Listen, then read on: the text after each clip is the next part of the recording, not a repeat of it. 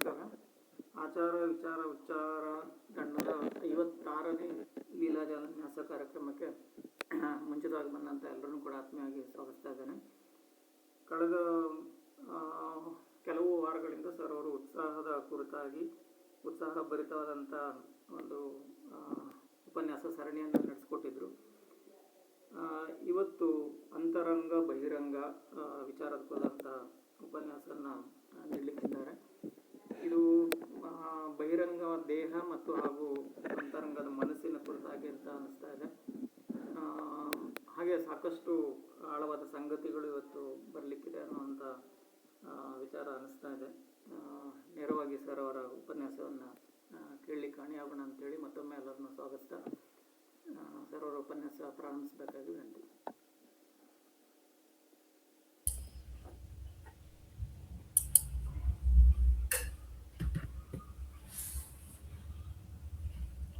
ಎಲ್ಲರಿಗೂ ನಮಸ್ಕಾರ. ಕಳೆದ ಬಾರಿ ಉತ್ಸಾಹವನ್ನು ಕುರಿತಂತೆ ಒಂದು ಸರಣಿಯಾಗಿ 4 ಜಾಲನ್ಯಾಸಗಳನ್ನು ಮಾಡಲಾಯಿತು. ಈಗ ಹೊಸ ವಿಷಯ ಅಂತ ನಾವು ಹೇಳಿದರೂ ಕೂಡ ಉತ್ಸಾಹದಲ್ಲೇ ಅಂತರಂಗ ಬಹಿರಂಗದ ಪ್ರಸ್ತಾಪ ಇತ್ತು ಅನ್ನೋದು ನಿಮಗೆಲ್ಲ ಗೊತ್ತಿದೆ. ಆ ಕಾರ್ಯಕ್ರಮಕ್ಕೆ ಬಂದಿರೋರೆಲ್ಲರಿಗೂ ಗೊತ್ತಿದೆ. ಆತ್ಮೀಯರೇ, ಉತ್ಸಾಹದ ಕಾರಣ ಹೊರಜಗ, ಉತ್ಸಾಹ ಉಂಟಾಗುವುದು ಒಳಜಗದಲ್ಲಿ ಅಂತ ಅದರಲ್ಲಿ ನಾನು ಹೇಳಿದ್ದೆ. ಉತ್ಸಾಹದ ಅಂತರಂಗ ಬಹಿರಂಗ ಅನ್ನುವಾಗ ಈಗ ತಾನೇ ಗಣೇಶ ಅವರು ಹೇಳಿದ ಹಾಗೆ ಅಂತರಂಗ ಅನ್ನೋದು ಮನಸ್ಸು ಅನ್ನೋದು ಅವ್ರು ಹೇಳಿದ ಸರಿ. ಬಹಿರಂಗ ಅನ್ನೋದು ದೇಹ ಅಲ್ಲ. ಬಹಿರಂಗ ಅನ್ನೋದು ಇಡೀ ಜಗತ್ತು. ಈ ಜಗತ್ತಿದೆಯಲ್ಲ, ಈ ಜಗತ್ತು ಒಂದು ಪ್ರಕೃತಿ. ಆ ದೇಹ ಅನ್ನೋದು ಆ ಪ್ರಕೃತಿಯ ಒಂದು ಚೂರೆ. ಹಾಗಾಗಿ ಅಂತರಂಗ ಬಹಿರಂಗ ಎಲ್ಲದ ಯಜಮಾನ ಪ್ರಕೃತಿಯೇ. ಆದ್ದರಿಂದ ಪ್ರಕೃತಿಯ ಒಂದು ದೊಡ್ಡ ಭಾಗ ಬಹಿರಂಗ, ಸಣ್ಣ ಭಾಗ ಅಂತರಂಗ ಅಂತ ಅರ್ಥ ಮಾಡ್ಕೋಬಹುದು. ರಂಗ ಅನ್ನೋ ಪದನೇ ಗಮನಿಸಿದರೆ ರಂಗ ಅನ್ನೋದು ರಂಗಸ್ಥಳ ಅನ್ನೋದನ್ನ ನೆನಪಿಸುತ್ತಲ್ವೇ. ಆದ್ದರಿಂದ ಇದನ್ನ ಯಾಕೆ ರಂಗ ಅಂತ ಕರಿಬೇಕು? ಸ್ಥೂಲ ಶರೀರ ಅಂದ್ರೆ ದೇಹ, ಸೂಕ್ಷ್ಮ ಶರೀರ ಅಂದ್ರೆ ಮನಸ್ಸು. ಅಲ್ಲಿ ಶರೀರ ಅನ್ನೋ ಪದ ಸಾಮಾನ್ಯವಾಗಿ ಯಾಕಿದೆ ಅಂದ್ರೆ ಸ್ಥೂಲ ಶರೀರ ದೇಹವನ್ನು ಮನಸ್ಸನ್ನು ಬೇರ್ಪಡಿಸೋಕ್ಕಾಗಲ್ಲ ಹಾಗಿದೆ. ಇದು ಅಷ್ಟೇ. ಅಂತರಂಗ ಬಹಿರಂಗ ಅನ್ನೋದ್ರಲ್ಲಿ ರಂಗ ಅನ್ನೋ ಪದ ಇದೆಯಲ್ಲ, ರಂಗ ಅನ್ನೋದ್ರೆ ಸ್ಟೇಜ್ ಅಂತ ಹೇಳಿದ್ನಲ್ಲ, ಅದು ಆ ಸಾಮಾನ್ಯ ಪದ ಏನನ್ನ ಸೂಚಿಸುತ್ತೆ ಅಂದ್ರೆ ಎರಡರಲ್ಲೂ ನಾಟಕ ನಡೀತಾ ಇದೆ. ಅಂತರಂಗದಲ್ಲೊಂದು ನಾಟಕ, ಬಹಿರಂಗದಲ್ಲೊಂದು ನಾಟಕ. ನಾಟಕ ಅಂದ್ರೆ ಏನು? ನಿರಂತರವಾಗಿ ಕಾಲದೊಂದಿಗೆ ಘಟನೆಗಳು ಬದಲಾಗುವಂಥದ್ದು. ಹಾಗಾಗಿ ಹೊರ ಜಗತ್ತಿನಲ್ಲಿ ಔಟರ್ ವರ್ಲ್ಡ್ ಅಂತೀವಲ್ಲ, ಅಲ್ಲಿ ಕೂಡ ಬದಲಾವಣೆ ಆಗ್ತಾ ಇದೆ. ಒಳ ಜಗತ್ತಿದೆಯಲ್ಲ, ನಮ್ಮ ಮನಸ್ಸು ಅಂತರಂಗ ಅದೇನಾದ್ರು ಕರೀರಿ, ಅಲ್ಲೂ ಬದಲಾವಣೆ ಆಗ್ತಾ ಇದೆ. ಇಲ್ಲಿ ಮನುಷ್ಯ ಜೀವನದ ಸಮಸ್ಯೆ ಏನು ಅಂದ್ರೆ ಹೊರಗಡೆ ಜಗದಲ್ಲಿ ಆಗುವ ಬದಲಾವಣೆ ಏನೇನಿರುತ್ತೋ ಅದಕ್ಕೆ ಹೊಂದ್ಕೋಬೇಕಾಗುತ್ತೆ ಒಳ ಜಗತ್ತು. ಹಾಗಾಗಿ ಅಂತರಂಗ ಬಹಿರಂಗ ಅನ್ನೋದು ಎರಡು ಬೇರೆನೆ ಅಥವಾ ಎರಡು ಒಂದೇನೆ ಅನ್ನೋದೇ ಒಂದು ಚರ್ಚೆ ಮಾಡಬೇಕಾದಂತ ಸಂಗತಿ. ಯಾಕಪ್ಪ ಅಂತಂದ್ರೆ ಅಂತರಂಗದ ಮೇಲೆ ಬಹಿರಂಗದ ಪ್ರಭಾವ ಇರುವ ಪಕ್ಷಕ್ಕೆ, ಬಹಿರಂಗದ ಮೇಲೆ ಅಂತರಂಗದ ಪ್ರಭಾವ ಇರೋ ಪಕ್ಷಕ್ಕೆ ಎರಡು ಬೇರೆ ಅಂತ ಹೇಗೆ ಹೇಳೋದು? ಈಗ ನೋಡಿ, ಬಹಿರಂಗದಲ್ಲಿ ನಾವು ಆ ದಾರಿಲಿ ಹೋಗ್ತಾ ಇದೀವಿ, ಯಾವುದೋ ಒಂದು ಹೂವು ನೋಡ್ತೀವಿ, ಸಂತೋಷ ಆಗುತ್ತೆ, ನಗು ಬರುತ್ತೆ ನಂಗೆ. ಬಹಿರಂಗದ ಹೂವು ಅಂತರಂಗಕ್ಕೆ ಖುಷಿ ಕೊಟ್ಟಿದೆ. ಹಾಗೆ ಅಂತರಂಗವೂ ಕೂಡ ಬಹಿರಂಗದ ಮೇಲೆ ಪ್ರಭಾವ ಬೀಳುತ್ತೆ. ಹೇಗೆ? ನಾನು ಆ ಹೂವನ್ನ ಖುಷಿ ಕೊಟ್ಟಿದ್ರಿಂದ ಏನ್ ಮಾಡ್ತೀನಿ, ನಂದೆಲ್ಲ ತೋಟ ಅಂತ ಆದ್ರೂ ಕೂಡ ಹೂ ಕಿತ್ಕೋತೀನಿ. ಅಥವಾ ನಾನು ಒಂದು ಹೂ ಬೆಳೆದಿದ್ರೆ ಚೆನ್ನಾಗಿತ್ತು ಅಂತ ಅನ್ಕೋತೀನಿ. ಆ ಹೂವನ್ನ ಬೆಳೆಯೋಕೆ ನಮ್ಮನೆ ಹಿತ್ತಲಲ್ಲಿ ಬಂದು ಗಿಡ ತಂದಾಕ್ತೀನಿ. ಅಂದ್ರೆ ಏನಾಗುತ್ತೆ, ಪ್ರಕೃತಿ ಮನುಷ್ಯನ ಒಂದು ದೇಹದ ಮೇಲೆ ನಿರಂತರವಾದ ಪ್ರಭಾವ ಬೀರ್ತಾ ಇದೆ. ಹಾಗೆ ದೇಹ ಕೂಡ ಮನುಷ್ಯನ ಪ್ರಕೃತಿಯ ಮೇಲೆ ಪ್ರಭಾವ ಬೀರಿ ಬದಲಾವಣೆ ಮಾಡ್ತಾ ಇದೆ ಅನ್ನುವಂಥದ್ದು. ಮಂಕುತಿಮ್ಮನ ಕಗ್ಗದಲ್ಲಿ ಒಂದು ಪದ್ಯ ತುಂಬಾ ಚೆನ್ನಾಗಿದೆ. ಅದು ಪ್ರಕೃತಿ ಅನವರತ ಮಾನವನ ತಿದ್ದುತ್ತಿರುವಂತೆ. ಮನುಷ್ಯನ ನೀನು ಹೀಗಿರ್ಬೇಡ ಹೀಗಿರುವಂತ ಎಲ್ಲ ನೀತಿ ಹೇಳ್ಕೊಡೋ ಹಾಗೆ ಪ್ರಕೃತಿ ಏನ್ ಮಾಡ್ತಾ ಇದೆ, ಮನುಷ್ಯನ್ ತಿದ್ದತ್ತೆ. ಬೆಳಗಾಯ್ತು ಎದ್ದೇಳು, ಸುಮ್ಮನೆ ಮಲಗಿರ್ಬೇಡ ಅಂತ ಎಬ್ಸುತ್ತೆ. ಸಾಯಂಕಾಲ ಆಯ್ತು ಮಲಿಕೋ ಅಂತ ಕತ್ಲೆ ಮಾಡುತ್ತೆ. ಹಾಗಾಗಿ ಪ್ರಕೃತಿ ಅನವರತ ಮಾನವನ ತಿದ್ದುತ್ತಿರುವಂತೆ ವಿಕೃತಗೊಳಿಪಳು ಆಕೆ ನಮ್ಮ ಎಂಗಗಳ, ವಿಕೃತಗೊಳಿಪನು ಮಾನವನ ಆಕೆ ಎಂಗಗಳ. ಮನುಷ್ಯ ಏನ್ ಸುಮ್ಮನಿದ್ದಾನೆ? ಪ್ರಕೃತಿಯಲ್ಲಿರುವಂತ ಗಿಡ ಮರನ್ ಕಡಿತಾನೆ, ಇನ್ನೊಂದೇನೋ ಬೆಳಿತಾನೆ. ಹಾಗಾಗಿ ಪ್ರಕೃತಿ ಮನುಷ್ಯನ ಬದಲಾಯಿಸಕ್ ಪ್ರಯತ್ನ ಪಟ್ರೆ ಮನುಷ್ಯ ಪ್ರಕೃತಿಯನ್ನು ಬದಲಾಯಿಸ್ತಾ ಬರ್ತಾ ಇದ್ದಾನೆ ಅಂತ. ಹಾಗಾಗಿ ಭೂ ಕೃಷಿಕ ರಸಯಂತ್ರಿ ಇವರೆಲ್ಲರೂ ಕೂಡ ಏನ್ ಮಾಡ್ತಾ ಇದ್ದಾರೆ ಅಂದ್ರೆ ಪ್ರಕೃತಿಯನ್ನ ಬದಲಾವಣೆ ಮಾಡ್ತಾನೆ ಇದೆಯಲ್ಲ, ವಿಕೃತ ಒಬ್ರನ್ನೊಬ್ರು ವಿಕಾರ ಮಾಡ್ತಾ ಇದ್ದಾರೆ ಅಂತ. ಆದ್ರಿಂದ ಇಲ್ಲಿ ಪ್ರಕೃತಿ ಮತ್ತು ಮಾನವ ಇಬ್ರು ಕೂಡ, ಮಾನವ ಪ್ರಕೃತಿಯ ಮೇಲೆ ಪ್ರಭಾವ ಬೀರ್ತಾ ಇದ್ದಾನೆ, ಪ್ರಕೃತಿ ಮಾನವನ ಮೇಲೆ ಪ್ರಭಾವ ಬೀರ್ತಿದೆ. ಪರಸ್ಪರ ವಿನಿಮಯ ನಡೀತಾ ಇದೆ. ಆ ವಿನಿಮಯ ನಡೆದರೂ ಅದು ಪ್ರತ್ಯೇಕವೇ. ಯಾಕೆಂದ್ರೆ ವಿನಿಮಯ ಒಂದೇ ಆದ್ರೂ ವಿನಿಮಯ ಅಂತ ಹೇಗೆ ಹೇಳಕ್ಕಾಗುತ್ತೆ? ಆದ್ರಿಂದ ಪ್ರತ್ಯೇಕವೂ ಹೌದು, ಒಂದೇ ಹೌದು. ಅದರಿಂದ ಅಂತರಂಗ ಬಹಿರಂಗದ ಸಂಬಂಧ ಇದೆಯಲ್ಲ, ಅತ್ಯಂತ ನಿಗೂಢವಾದದ್ದು ಅಂತ ನಿಮ್ಮ ಗಮನವನ್ನ ಸೆಳೆಯೋದಕ್ಕೆ ಬಯಸ್ತೇನೆ. ಈಗ ನಾನು ಏನೆಲ್ಲ ಕೆಲಸಗಳು ಮಾಡಿದರೂ ಕೂಡ ನನ್ನ ದೇಹ ಯಾವ ನಿರ್ಧಾರವನ್ನು ತೆಗೆದುಕೊಳ್ಳೋಕ್ಕಾಗಲ್ಲ. ನನ್ನ ದೇಹ ಮನಸ್ಸಿನ ನಿರ್ದೇಶನದಂತೆಯೇ ನಡ್ಕೋಬೇಕು. ಅದಕ್ಕೇನೆ ಸಾಮಾನ್ಯವಾಗಿ ದೇಹವನ್ನ ಕುದುರೆ ಅಂತ ಹೇಳ್ತಾ ಮನಸ್ಸನ್ನ ಸವಾರ ಅಂತ ಹೇಳೋದುಂಟು. ಹಾಗಾಗಿ ದೇಹವನ್ನು ನಾವು ಪ್ರಕೃತಿ ಅಂತ ಅನ್ಕೊಳ್ಳೇಬೇಕು. ಯಾಕೆಂದ್ರೆ ನಮ್ಮ ದೇಹದಲ್ಲಿರೋ ಪ್ರತಿಯೊಂದು ಕಣವು ಪ್ರಕೃತಿಯಿಂದಾನೇ ಬಂದದ್ದು. ಆದ್ರಿಂದ ದೇಹವನ್ನು ಕುದುರೆ ಅಂತ ಅನ್ಕೊಂಡ್ರೆ ಆ ದೇಹ ಕುದುರೆ ಚಲನೆ ನಮ್ಮ ಕಣ್ಣಿಗೆ ಕಾಣುತ್ತೆ, ಆದ್ರೆ ಅದ್ರ ಮೇಲೆ ಕೂತಿರೋ ಸವಾರ ಕಣ್ಣಿಗೆ ಕಾಣೋದಿಲ್ಲ. ಸವಾರ ಯಾವುದು? ಮನಸ್ಸು. ಆದ್ದರಿಂದ ವ್ಯಕ್ತವಾದಂತಹ ಗೋಚರವಾದಂತಹ ಅನುಭವ ವೇದ್ಯವಾದಂತಹದ್ದು ದೇಹ. ಅದನ್ನ ಆಳ್ತಾ ಇರುವಂಥದ್ದು ಅವ್ಯಕ್ತವಾದದ್ದು, ಅಗೋಚರವಾದದ್ದು. ಇತ್ತೀಚೆಗೆ ನಮಗೆ ಬಂದಿದೆ ಅಲ್ವಾ, ಏನು ಅಂದ್ರೆ ಚಾಲಕನಿಲ್ಲದ ವಿಮಾನ, ಚಾಲಕನಿಲ್ಲದ ಕಾರು, ಅಡುಗೆಯವರಿಲ್ಲದ ಅಡುಗೆ ಮನೆ ಎಲ್ಲ ಬರ್ತಾ ಇದೆ. ಈಗ ಯಂತ್ರಗಳಿಗೆ ಮನುಷ್ಯನ ಎಲ್ಲ ಲಕ್ಷಣಗಳನ್ನು ಕಲಿಸಿ ಈಗ ಬರ್ತಾ ಇದೆ. ಆದ್ರೆ ಈ ಎಲ್ಲ ಬರೋಕ್ ಮುಂಚೆ ನಮ್ಮ ದೇಹ ಮನಸ್ಸು ಕೂಡ ಒಂದು ರೀತಿಯಲ್ಲಿ ಅಗೋಚರ ಸವಾರನಿರುವ ಕುದುರೆ ನಮ್ಮ ದೇಹ.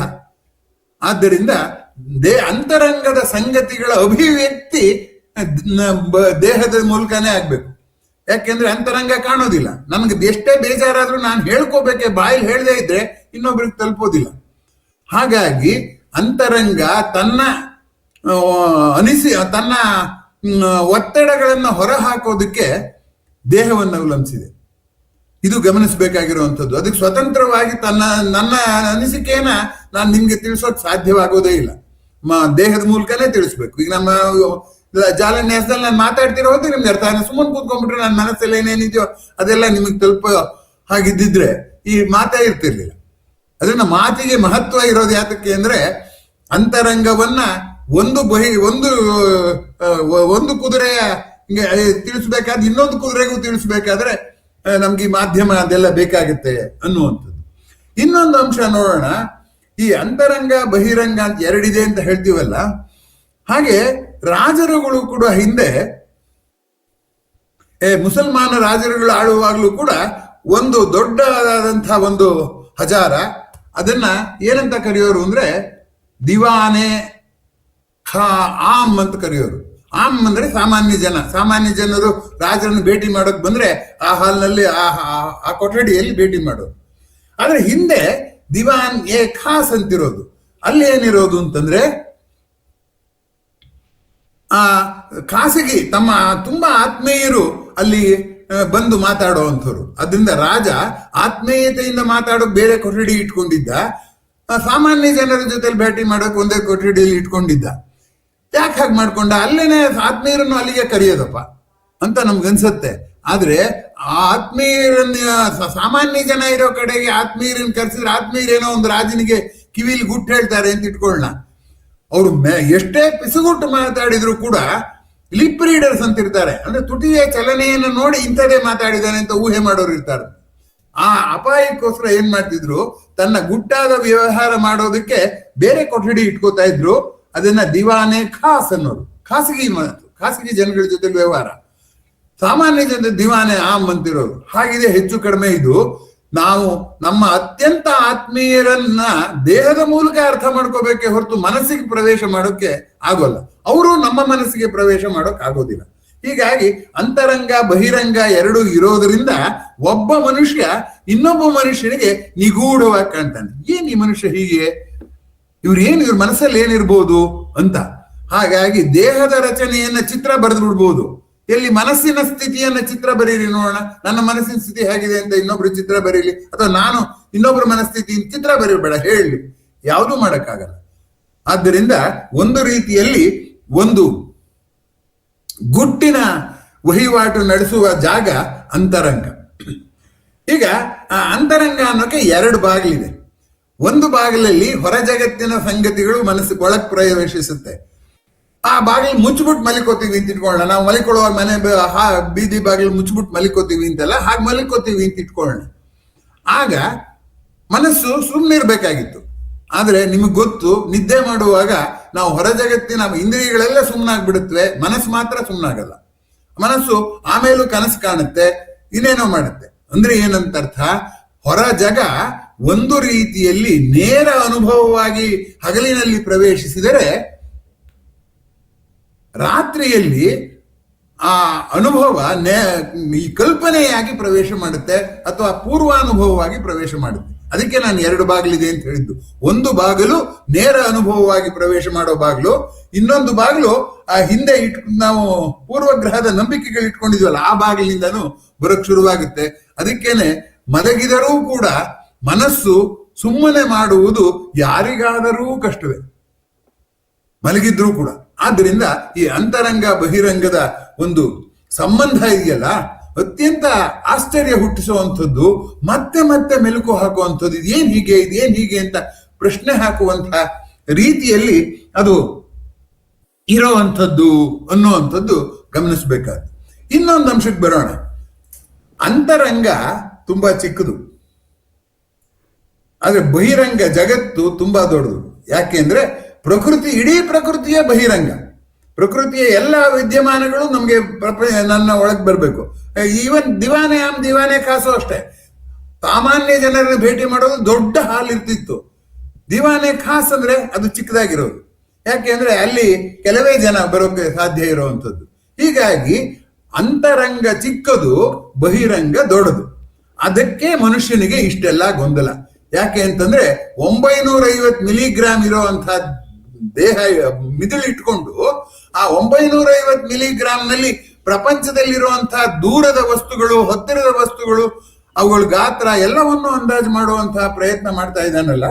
ಆದ್ರಿಂದ ಗಾತ್ರದಲ್ಲಿ ಚಿಕ್ಕದಾದರೂ ದಕ್ಷತೆಯಲ್ಲಿ ಅಂತರಂಗ ಆಶ್ಚರ್ಯ ಹುಟ್ಟಿಸುತ್ತೆ. ಅಷ್ಟು ದಕ್ಷತೆ ಇದೆ ಅದಕ್ಕೆ. ಆದ್ರೂ ಸಾಲದು. ಯಾಕೆಂದ್ರೆ ಹೊರ ಜಗತ್ತಿನ ಒಂದು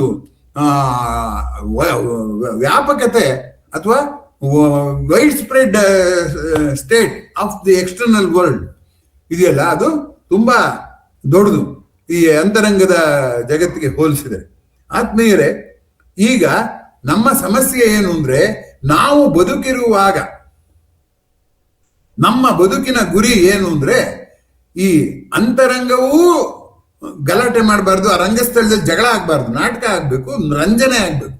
ಅಂತರಂಗಕ್ಕೂ ರಂಜನೆ ಆಗ್ಬೇಕು, ಹೊರ ಜಗತ್ತಿನ ಸಂಗತಿಗಳೂ ಕೂಡ ನನ್ನ ಒಳ ಜಗತ್ತಿಗೆ ಬಂದು ಗಲಾಟೆ ಮಾಡಬಾರ್ದು.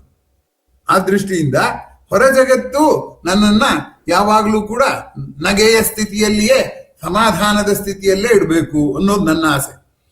ಒಳ ಜಗತ್ತು ಅದು ಸಮಾಧಾನ ಸ್ಥಿತಿಯಲ್ಲಿ ಇರಬೇಕು ಅಂತ ಆಸೆ. ಅದನ್ನ ಎರಡು ಜಗತ್ತುಗಳ ನಡುವೆ ಒಂದು ಹೊಂದಾಣಿಕೆ ಇರಬೇಕಾಗತ್ತೆ. ಆ ಹೊಂದಾಣಿಕೆ ಸಾಧಿಸುವುದೇ ಜೀವನ ಕಲೆ.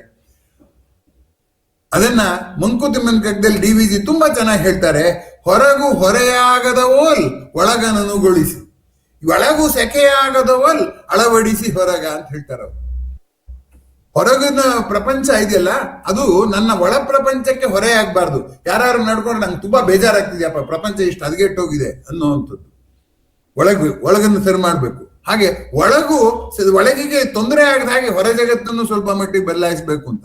ಅಂದ್ರೆ ಏನಂತ ಅರ್ಥ, ನಮ್ಮ ನಿಯಂತ್ರಣ ಒಳ ಜಗತ್ತಿನ ಮೇಲೂ ಹೊರ ಜಗತ್ತಿನ ಮೇಲೂ ಹೇಗಿರ್ಬೇಕಪ್ಪ ಅಂತಂದ್ರೆ, ಆ ಎರಡರ ಮಧ್ಯೆ ಯಾವುದೇ ಕಾರಣಕ್ಕೆ ಸಾಂಗತ್ಯ ತಪ್ಪಬಾರ್ದು. ಸಾಂಗತ್ಯ ತಪ್ಪಿದ್ರೆ ಗಂಡ ಹೆಂಡತಿ ಡೈವೋರ್ಸ್ ಮಾಡ್ತಾರೆ. ಇಲ್ಲಿ ಒಳಜಾಗ ಹೊರಜಾಗ ಡೈವೋರ್ಸ್ ಮಾಡೋ ಪ್ರಶ್ನೆಯೇ ಇಲ್ಲ. ಆದ್ರೆ ನಾವೆರಡು ಜೊತೆಲಿ ಇರುವಂಥದ್ದೇ, ದೇಹ ಮನಸ್ಸಿನ ಹಾಗೆ. ಅಂದ ಮೇಲೆ ಒಳ ಜಗತ್ತು ಮತ್ತೆ ಹೊರ ಜಗತ್ತಿನ ಸಾಂಗತ್ಯವನ್ನ ನಾವು ಸಾಧಿಸೋದಕ್ಕೆ ಪ್ರಯತ್ನ ಮಾಡಬೇಕು. ಮಾಡೋದು ಹೇಗೆ ಅನ್ನೋದೇ ನಮ್ಮ ಜೀವನದ ಪರಮ ಕಲೆ ಅಂತ ಮುಂಚಿನಿಂದ ದಾರ್ಶನಿಕರು, ಮನಃಶಾಸ್ತ್ರಜ್ಞರು, ವಿಜ್ಞಾನಿಗಳು ಎಲ್ಲರೂ ಕೂಡ ಅದನ್ನೇ ಹೇಳ್ತಾ ಬರ್ತಿದ್ದಾರೆ. ಈ ಎರಡರ ಮಧ್ಯೆ ಸಾಂಗತ್ಯ ಸ್ಥಾಪಿಸಬೇಕು ಅಂತ. ಈ ಎರಡರ ಮಧ್ಯೆ ಸಾಂಗತ್ಯ ಸ್ಥಾಪಿಸ್ಬೇಕಾದ್ರೆ ಎರಡರ ಮೇಲೂ ನಮಗೆ ಕಂಟ್ರೋಲ್ ಇರಬೇಕು. ನಮಗೆ ಹೊರ ಜಗತ್ತಿನ ಮೇಲೆ ನಿಯಂತ್ರಣ ಇಲ್ಲ.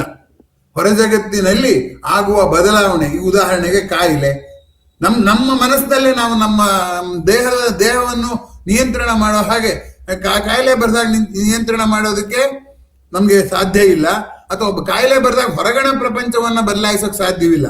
ಬದಲಾಯಿಸಿದ್ರೆ ನಾವು ನಮ್ಮ ದೇಹವನ್ನೇ, ನಮ್ಮ ಜೀವನ ಶೈಲಿಯನ್ನೇ ಬದಲಾಯಿಸ್ಕೋಬೇಕು. ಆದ್ದರಿಂದ ಅಂತರಂಗದ ಮೇಲೆ ಇರುವ ನಿಯಂತ್ರಣ ಹೊರ ಜಗತ್ತಿನ ಮೇಲೆ ಇಲ್ಲ. ಆದರೂ ಆ ಅಂತರಂಗದ ಮೂಲಕನೇ ಹೊರ ಜಗತ್ತನ್ನ ಹೇಗೆ ನಿಯಂತ್ರಣ ಮಾಡೋದು? ಇದು ತುಂಬಾ ಕಷ್ಟದ ಕೆಲಸ. ಇದು ನನ್ ಕಂಟ್ರೋಲ್ ಇಲ್ಲ. ಈ ಹುಡುಗರು ನನ್ನ ಮಾತು ಕೇಳೋದಿಲ್ಲ. ನಾನು ಹೋಗಿ ಹುಡುಗರಿಗೆ ಪಾಠ ಹೇಳ್ಬೇಕು, ಅಥವಾ ನಾನು ಒಂದು ಸಾರ್ವಜನಿಕ ಸಭೆಯಲ್ಲಿ ಭಾಷಣ ಮಾಡ್ತೀನಿ, ಯಾರನ್ನು ಜನರನ್ನು ಬೈಯೋ ಹಾಗಿಲ್ಲ. ನಾನು ಅವನ್ನ ಕಂಟ್ರೋಲ್ ಮಾಡ್ಬೇಕು. ತುಂಬಾ ಕಷ್ಟ. ಆದರೆ ನಾವು ಹೇಗ್ ಮಾಡ್ತೀವಿ ಹಾಗಾರೆ ಅಂತಂದ್ರೆ, ಅಂತರಂಗ ನಮ್ಮ ಕೈಲಿ ಇದೆಯಲ್ಲ. ಪ್ರಪಂಚವನ್ನು ಬದಲಾಯಿಸದೆ ಹೋದರೂ ಕೂಡ ಪ್ರಪಂಚವನ್ನು ಕುರಿತ ನಮ್ಮ ಧೋರಣೆ ಇದೆಯಲ್ಲ, ಆಟಿಟ್ಯೂಡ್ ಇದೆಯಲ್ಲ, ದಟ್ ಕ್ಯಾನ್ ಬಿ ಚೇಂಜ್. ಆದ್ದರಿಂದ ಪ್ರಪಂಚವನ್ನು ಕುರಿತ ನಮ್ಮ ಆಟಿಟ್ಯೂಡ್ ಇದೆಯಲ್ಲ, ಅದನ್ನ ನಿರಂತರವಾಗಿ ನಾವು ಕಾಯ್ದುಕೊಂಡು ಅದನ್ನು ಬದಲಾಯಿಸಿ ಹೊರ ಜಗತ್ತಿನ ಉಂಟಾಗಬಹುದಾದ ತೊಂದರೆಗಳನ್ನ ನಾವು ನಿಯಂತ್ರಣ ಮಾಡಬೇಕಾಗಿದೆ. ಆದ್ದರಿಂದ ಹೊರ ಜಗತ್ತನ್ನು ನಿಯಂತ್ರಿಸೋದಂದ್ರೆ ಹೊರ ಜಗತ್ತನ್ನೆಲ್ಲ ಬದಲಾಯಿಸೋದಲ್ಲ, ಹೊರ ಜಗತ್ತನ್ನು ನಾನು ನೋಡುವ ದೃಷ್ಟಿಕೋನವನ್ನ ಬದಲಾಯಿಸೋದು. ಆದ್ದರಿಂದ ಇಲ್ಲಿ ಹೊರ ಜಗತ್ತನ್ನು ಬದಲಾಯಿಸಬೇಕು ಅಂತರಂಗದ ಜಗತ್ತಿನ ಮೂಲಕ. ಇದು ತುಂಬಾ ಗಮನಿಸಬೇಕಾಗಿರುವಂತ ಸಂಗತಿ. ಹಾಗಾದ್ರೆ ಹೊರ ಜಗತ್ತನ್ನು ನಾವು ಏನು ಮಾಡೋ ಹಾಗೆ ಇಲ್ವಾ? ಅಂದ್ರೆ ಮಾಡ್ಬೋದು. ಹೊರ ಜಗತ್ತಿನಿಂದ ನಮ್ಗೆ ಏನಾಗ್ಬೋದು ಅಂತಂದ್ರೆ, ನಾವು ಇದುವರೆಗೂ ಮಾನವ ಮಾಡಿರುವ ಸಾಧನೆಗಳನ್ನ ಗಮನಿಸಿ ನೋಡಿದ್ರೆ ಒಂದು ಆಶ್ಚರ್ಯಕರ ಸಂಗತಿ ಏನಪ್ಪಾ ಅಂದ್ರೆ, ನಾವು ಆಡುವ ಮಾತು, ನಾವು ಮಾಡುವ ಕೆಲಸ ಎಲ್ಲವೂ ಹೊರ ಜಗತ್ತನ್ನ ಕುರಿತದ್ದೇ. ಹಾಗೆ ಹೊರ ಜಗತ್ತಿನಿಂದ ನಮಗೆ ಏನೇನು ಸಿಗುತ್ತೋ ಅವೆಲ್ಲವೂ ಕೂಡ ನಮ್ಮ ದೇಹದ ಭೋಗ ಜೀವನಕ್ಕೆ ಮಾತ್ರ ಉಪಯೋಗ ಆಗುವಂಥದ್ದು. ನಾನು ಪ್ರಪಂಚವನ್ನೇ ಗೆದ್ದೆ ಅಂದ್ರು ಏನಂತ ಅರ್ಥ? ಪ್ರಪಂಚದಲ್ಲಿರುವ ವಸ್ತುಗಳನ್ನೆಲ್ಲ ನನ್ನ ಉಪಯೋಗಕ್ಕೆ ಬಳಸಿಕೊಳ್ಳುವಷ್ಟು ತಾಕತ್ತು ನನಗೆ ಬಂತು ಅಂತ. ಆದ್ದರಿಂದ ಯಾರು ನಾವು ದೈಹಿಕ ಸುಖವನ್ನು ಬಯಸ್ತಾರೋ ಅವರು ಹೊರಗಡೆ ಜಗತ್ತಿನ ಮೇಲೆ ಅವಲಂಬಿಸಿರ್ತಾರೆ. ಆದರೆ ನಮಗೆ ದೈಹಿಕ ಸುಖ ಹೇಗೆ ಬೇಕೋ ಹಾಗೆ ಮಾನಸಿಕ ನೆಮ್ಮದಿಯೂ ಬೇಕಲ್ಲ. ಆ ಮಾನಸಿಕ ನೆಮ್ಮದಿ ಇದೆಯಲ್ಲ, ಅದನ್ನ ಹೊರ ಜಗತ್ತಿನಲ್ಲಿ ಹುಡುಕಿದ್ರೆ ಸಿಕ್ಕೋದಿಲ್ಲ. ನಾವೇನ್ ಮಾಡ್ತೀವಿ ಅಂದ್ರೆ, ಮಾನಸಿಕವಾಗಿ ಬೇಜಾರಾದ್ರಾಗ್ಲಿ, ಒಂದು ಸುಖ ಪಟ್ಬಿಟ್ಟು ಅದನ್ನ ಮರ್ತ್ಕೊಂಡ್ರಾಯ್ತು ಅನ್ನೋ ಒಂದು ಧೋರಣೆ ನಮ್ಮಲ್ಲಿ ಸಾಮಾನ್ಯಕ್ಕಿದೆ. ಆದರೆ ವಿಚಿತ್ರ ಅಂದ್ರೆ, ನೀವು ಬೇಕಾದಷ್ಟು ಬಾಹ್ಯ ಸುಖ ಪಟ್ಟರೂ ಕೂಡ ಆಂತರಿಕ ದುಃಖ ಮರೆಯೋದಿಲ್ಲ. ಈಗ ನಾನು ನನ್ನ ಸೋದರಿಯನ್ನ ಕಳ್ಕೊಂಡಿದ್ದನ್ನ ಎಷ್ಟು ಒಳ್ಳೆ ಸೋಫಾ ಹಾಕಿದ್ರು ಕೂಡಿಸಿದ್ರು ತಾನೇ ಅದು ಮರೆಯುತ್ತೆ ಹೇಳಿ? ಆಗೋದಿಲ್ಲ. ಆದ್ದರಿಂದ ಮನುಷ್ಯ ಜೀವನಕ್ಕೆ ಎರಡು ಸ್ಪಷ್ಟವಾದ ಗುರಿ ಇದೆ. ಏನಪ್ಪಾ ಅಂದ್ರೆ, ನನಗೆ ಏನೂ ಬಾಧೆ ಆಗ್ಬಾರ್ದು, ಹೊರ ಜಗತ್ತಿನಿಂದ ನಂಗೇನೂ ಬಾಧೆ ಆಗ್ಬಾರ್ದು. ಎರಡು ತರ, ನಂಗೆಲ್ಲವೂ ಸುಖವಾಗಬೇಕು, ಯಾವುದೇ ಕಾರಣಕ್ಕೆ ಕಷ್ಟ ಬರಬಾರ್ದು. ಕಷ್ಟ ಬೇಡೆಂಬಾಸೆ, ಕಡು ಸುಖವ ಕಾಂಬಾಸೆ. ಅದು ಹೊರ ಜಗತ್ತಿನಿಂದು. ಒಳ ಜಗತ್ತಿನಲ್ಲಿ ನನ್ಗೆ ಏನ್ ಆಸೆ ಇದೆ ಅಂದ್ರೆ, ಮನಸ್ಸು ಯಾವಾಗಲೂ ಉಲ್ಲಾಸವಾಗಿರ್ಬೇಕು, ಶಾಂತವಾಗಿರ್ಬೇಕು, ಯಾರೇ ಏನ್ ಹೇಳಿದ್ರು ಕೂಡ ಅದನ್ನ ಸ್ವೀಕರಿಸುವ ಮಟ್ಟದಲ್ಲಿ ಇರಬೇಕು ಅನ್ನುವಂಥದ್ದು. ಒಬ್ಬಾತ ತುಂಬಾ ಚೆನ್ನಾಗಿ ಹೇಳ್ತಾನೆ, ಶಿಕ್ಷಣ ಅಂದ್ರೆ ಏನು? ಮಕ್ಕಳಿಗೆ ನಾವು ಶಿಕ್ಷಣ ಕೊಡೋದು ಅಂದ್ರೆ ಏನು ಅಂದ್ರೆ, ಅವರು ತಮಗೆ ಅರ್ಥವಾಗದೇ ಇದ್ದರೂ, ತಮಗೆ ಒಪ್ಪಿಗೆ ಇಲ್ಲದಿದ್ದರೂ ನಿಧಾನವಾಗಿ ಕೇಳಿಸಿಕೊಂಡು ಆಮೇಲೆ ಅದನ್ನ ಆಲೋಚನೆ ಮಾಡುವಂಥದ್ದು. ಈಗ ಹಸು ಬೇಗ ಹುಲ್ ತಿನ್ಬಿಟ್ಟು ಆಮೇಲೆ ಬಂದು ಮೆಲುಕು ಹಾಕುತ್ತಲ್ಲ, ಈ ಮೆಲುಕು ಹಾಕಿ ತನ್ನ ತಿಂದಿದ್ದನ್ನು ಜೀರ್ಣ ಮಾಡ್ಕೊಳುತ್ತಲ್ಲ, ಹಾಗೆ ಮನಸ್ಸಿಗೆ ಹಾಕಿದ ಊಟವನ್ನ ಮೆಲುಕು ಹಾಕುವ ಕಲೆಯನ್ನ ಹೇಳ್ಕೊಡೋದು ಶಿಕ್ಷಣ ಅಂತ ಹೇಳ್ತಾರೆ. ಅಂದ್ರೆ ಏನಾಯ್ತು? ಶಿಕ್ಷಣ ಅಂದ್ರೆ ಬಹಿರಂಗದ ಸುಖಗಳನ್ನೆಲ್ಲ ನಾವು ಪಡಬೇಕಾದ್ರೆ ಅಂತರಂಗದ ಸ್ಥಿತಿಯ ಯಾವ ಧೋರಣೆಯಿಂದ ನಾನು ಅದಕ್ಕೆ ಹೋಗ್ಬೇಕು ಅನ್ನುವಂಥದ್ದನ್ನು ಕಲ್ತ್ಕೋಬೇಕು ಅಂತ. ಆದ್ದರಿಂದ ಬಹಿರಂಗದ ಶಿಕ್ಷಣ ಬೇರೆ, ಅಂತರಂಗದ ಶಿಕ್ಷಣ ಬೇರೆ ಅಲ್ಲ ಅನ್ನುವಂಥದ್ದು ನಮ್ಗೆ ಅತ್ಯಂತ ಸ್ಪಷ್ಟವಾಗಿ ನಮ್ಗೆ ಗೊತ್ತಾಗ್ಬೇಕು. ನಾನು ಈಗಾಗಲೇ ಹೇಳಿದೆ, ಆ 2 ರಂಗಸ್ಥಳದ ಯಜಮಾನನು ಪ್ರಕೃತಿನೇ ಅಂತ. ಅದನ್ನೇ ವೇದಾಂತ ಹೇಳುತ್ತೆ, ತತ್ ತ್ವಮ್ಮಸಿ, ನೀನು ಅದು ಆಗಿದ್ದೀಯೇ. ಪ್ರಕೃತಿ ಯಾವುದಿದೆಯೋ ನಿನ್ನ ದೇಹವೂ ಅದೇ. ನಿನ್ನ ದೇಹ ಯಾವುದಲ್ಲಿ ಯಾವ ಮನಸ್ಸು ಮೂಡುತ್ತೋ ಆ ಮನಸ್ಸು ಅದು ಪ್ರಕೃತಿಯೇ ಅನ್ನುವಂಥದ್ದು ತುಂಬಾ ಗಮನಿಸಬೇಕಾದದ್ದು. ಈ ಹೊರಜಗ ಒಳಜಗದ ಒಂದು ತಿಕ್ಕಾಟಕ್ಕೆ ಕಾರಣವೇ ಇಲ್ಲ. ಯಾಕಂದ್ರೆ 2 ನನ್ನ ಕೈಗಳೇ, ನಾನೇ ಹತ್ರಕ್ಕೆ ತಂದು ತಿಕ್ಕಾಟ ಮಾಡ್ತಿದ್ದೀನಿ, ಹೊರತು ಪಕ್ಕಕ್ಕೆ ಇಟ್ಬಿಟ್ರೆ ಬೇರೆ ಆಗುತ್ತೆ ಅನ್ನುವಂತ ಅಂಶ ಗಮನಿಸಬೇಕಾದ್ದು. ಅದಕ್ಕೇನೆ ಕನಕದಾಸರು ತನು ನಿನ್ನದು ಜೀವನ ನಿನ್ನದು ರಂಗ ಅಂತ ಬರೆದ್ರು. ತನು ಅಂದ್ರೇನು? ತನು ಅಂದ್ರೆ ಅಂತರಂಗದ ಮನೆ, ದೇಹ, ಮನಸ್ಸಿನ ಮನೆ ದೇಹ. ತನು ನಿನ್ನದು, ಅದು ನಂದಲ್ಲ. ಜೀವನ ನಿನ್ನದು, ಆ ಹೊರಗಡೆ ಪ್ರಪಂಚ ನಿನ್ನದು ಅನ್ನುವಾಗ ಅಂತರಂಗ ಬಹಿರಂಗ 2 ಒಂದೇ ಅಂತ ಹೇಳುವಂಥದ್ದು. ಸಾಮಾನ್ಯಕ್ಕೆ ತತ್ವಮಸಿ ಅನ್ನೋದು ಅದ್ವೈತ ಅಂತ ಹೇಳ್ತಾರೆ. ಹಾಗೆ ನೋಡಿದ್ರೆ ಅದ್ವೈತನ ಬೇರೆ ಬೇರೆ ಅರ್ಥ ಮಾಡ್ತಾರೆ. ಈಗ ನಾವು ಆ ತತ್ವಶಾಸ್ತ್ರದ ಗೋಜಿಗೆ ಹೋಗೋದು ಬೇಡ, ಯಾಕೆಂದ್ರೆ ಆ ಸುಳಿ ಸಿಕ್ಕಾಕೊಂಡ್ಬಿಟ್ರೆ ಈಚೆಗೆ ಬರೋದು ಕಷ್ಟ.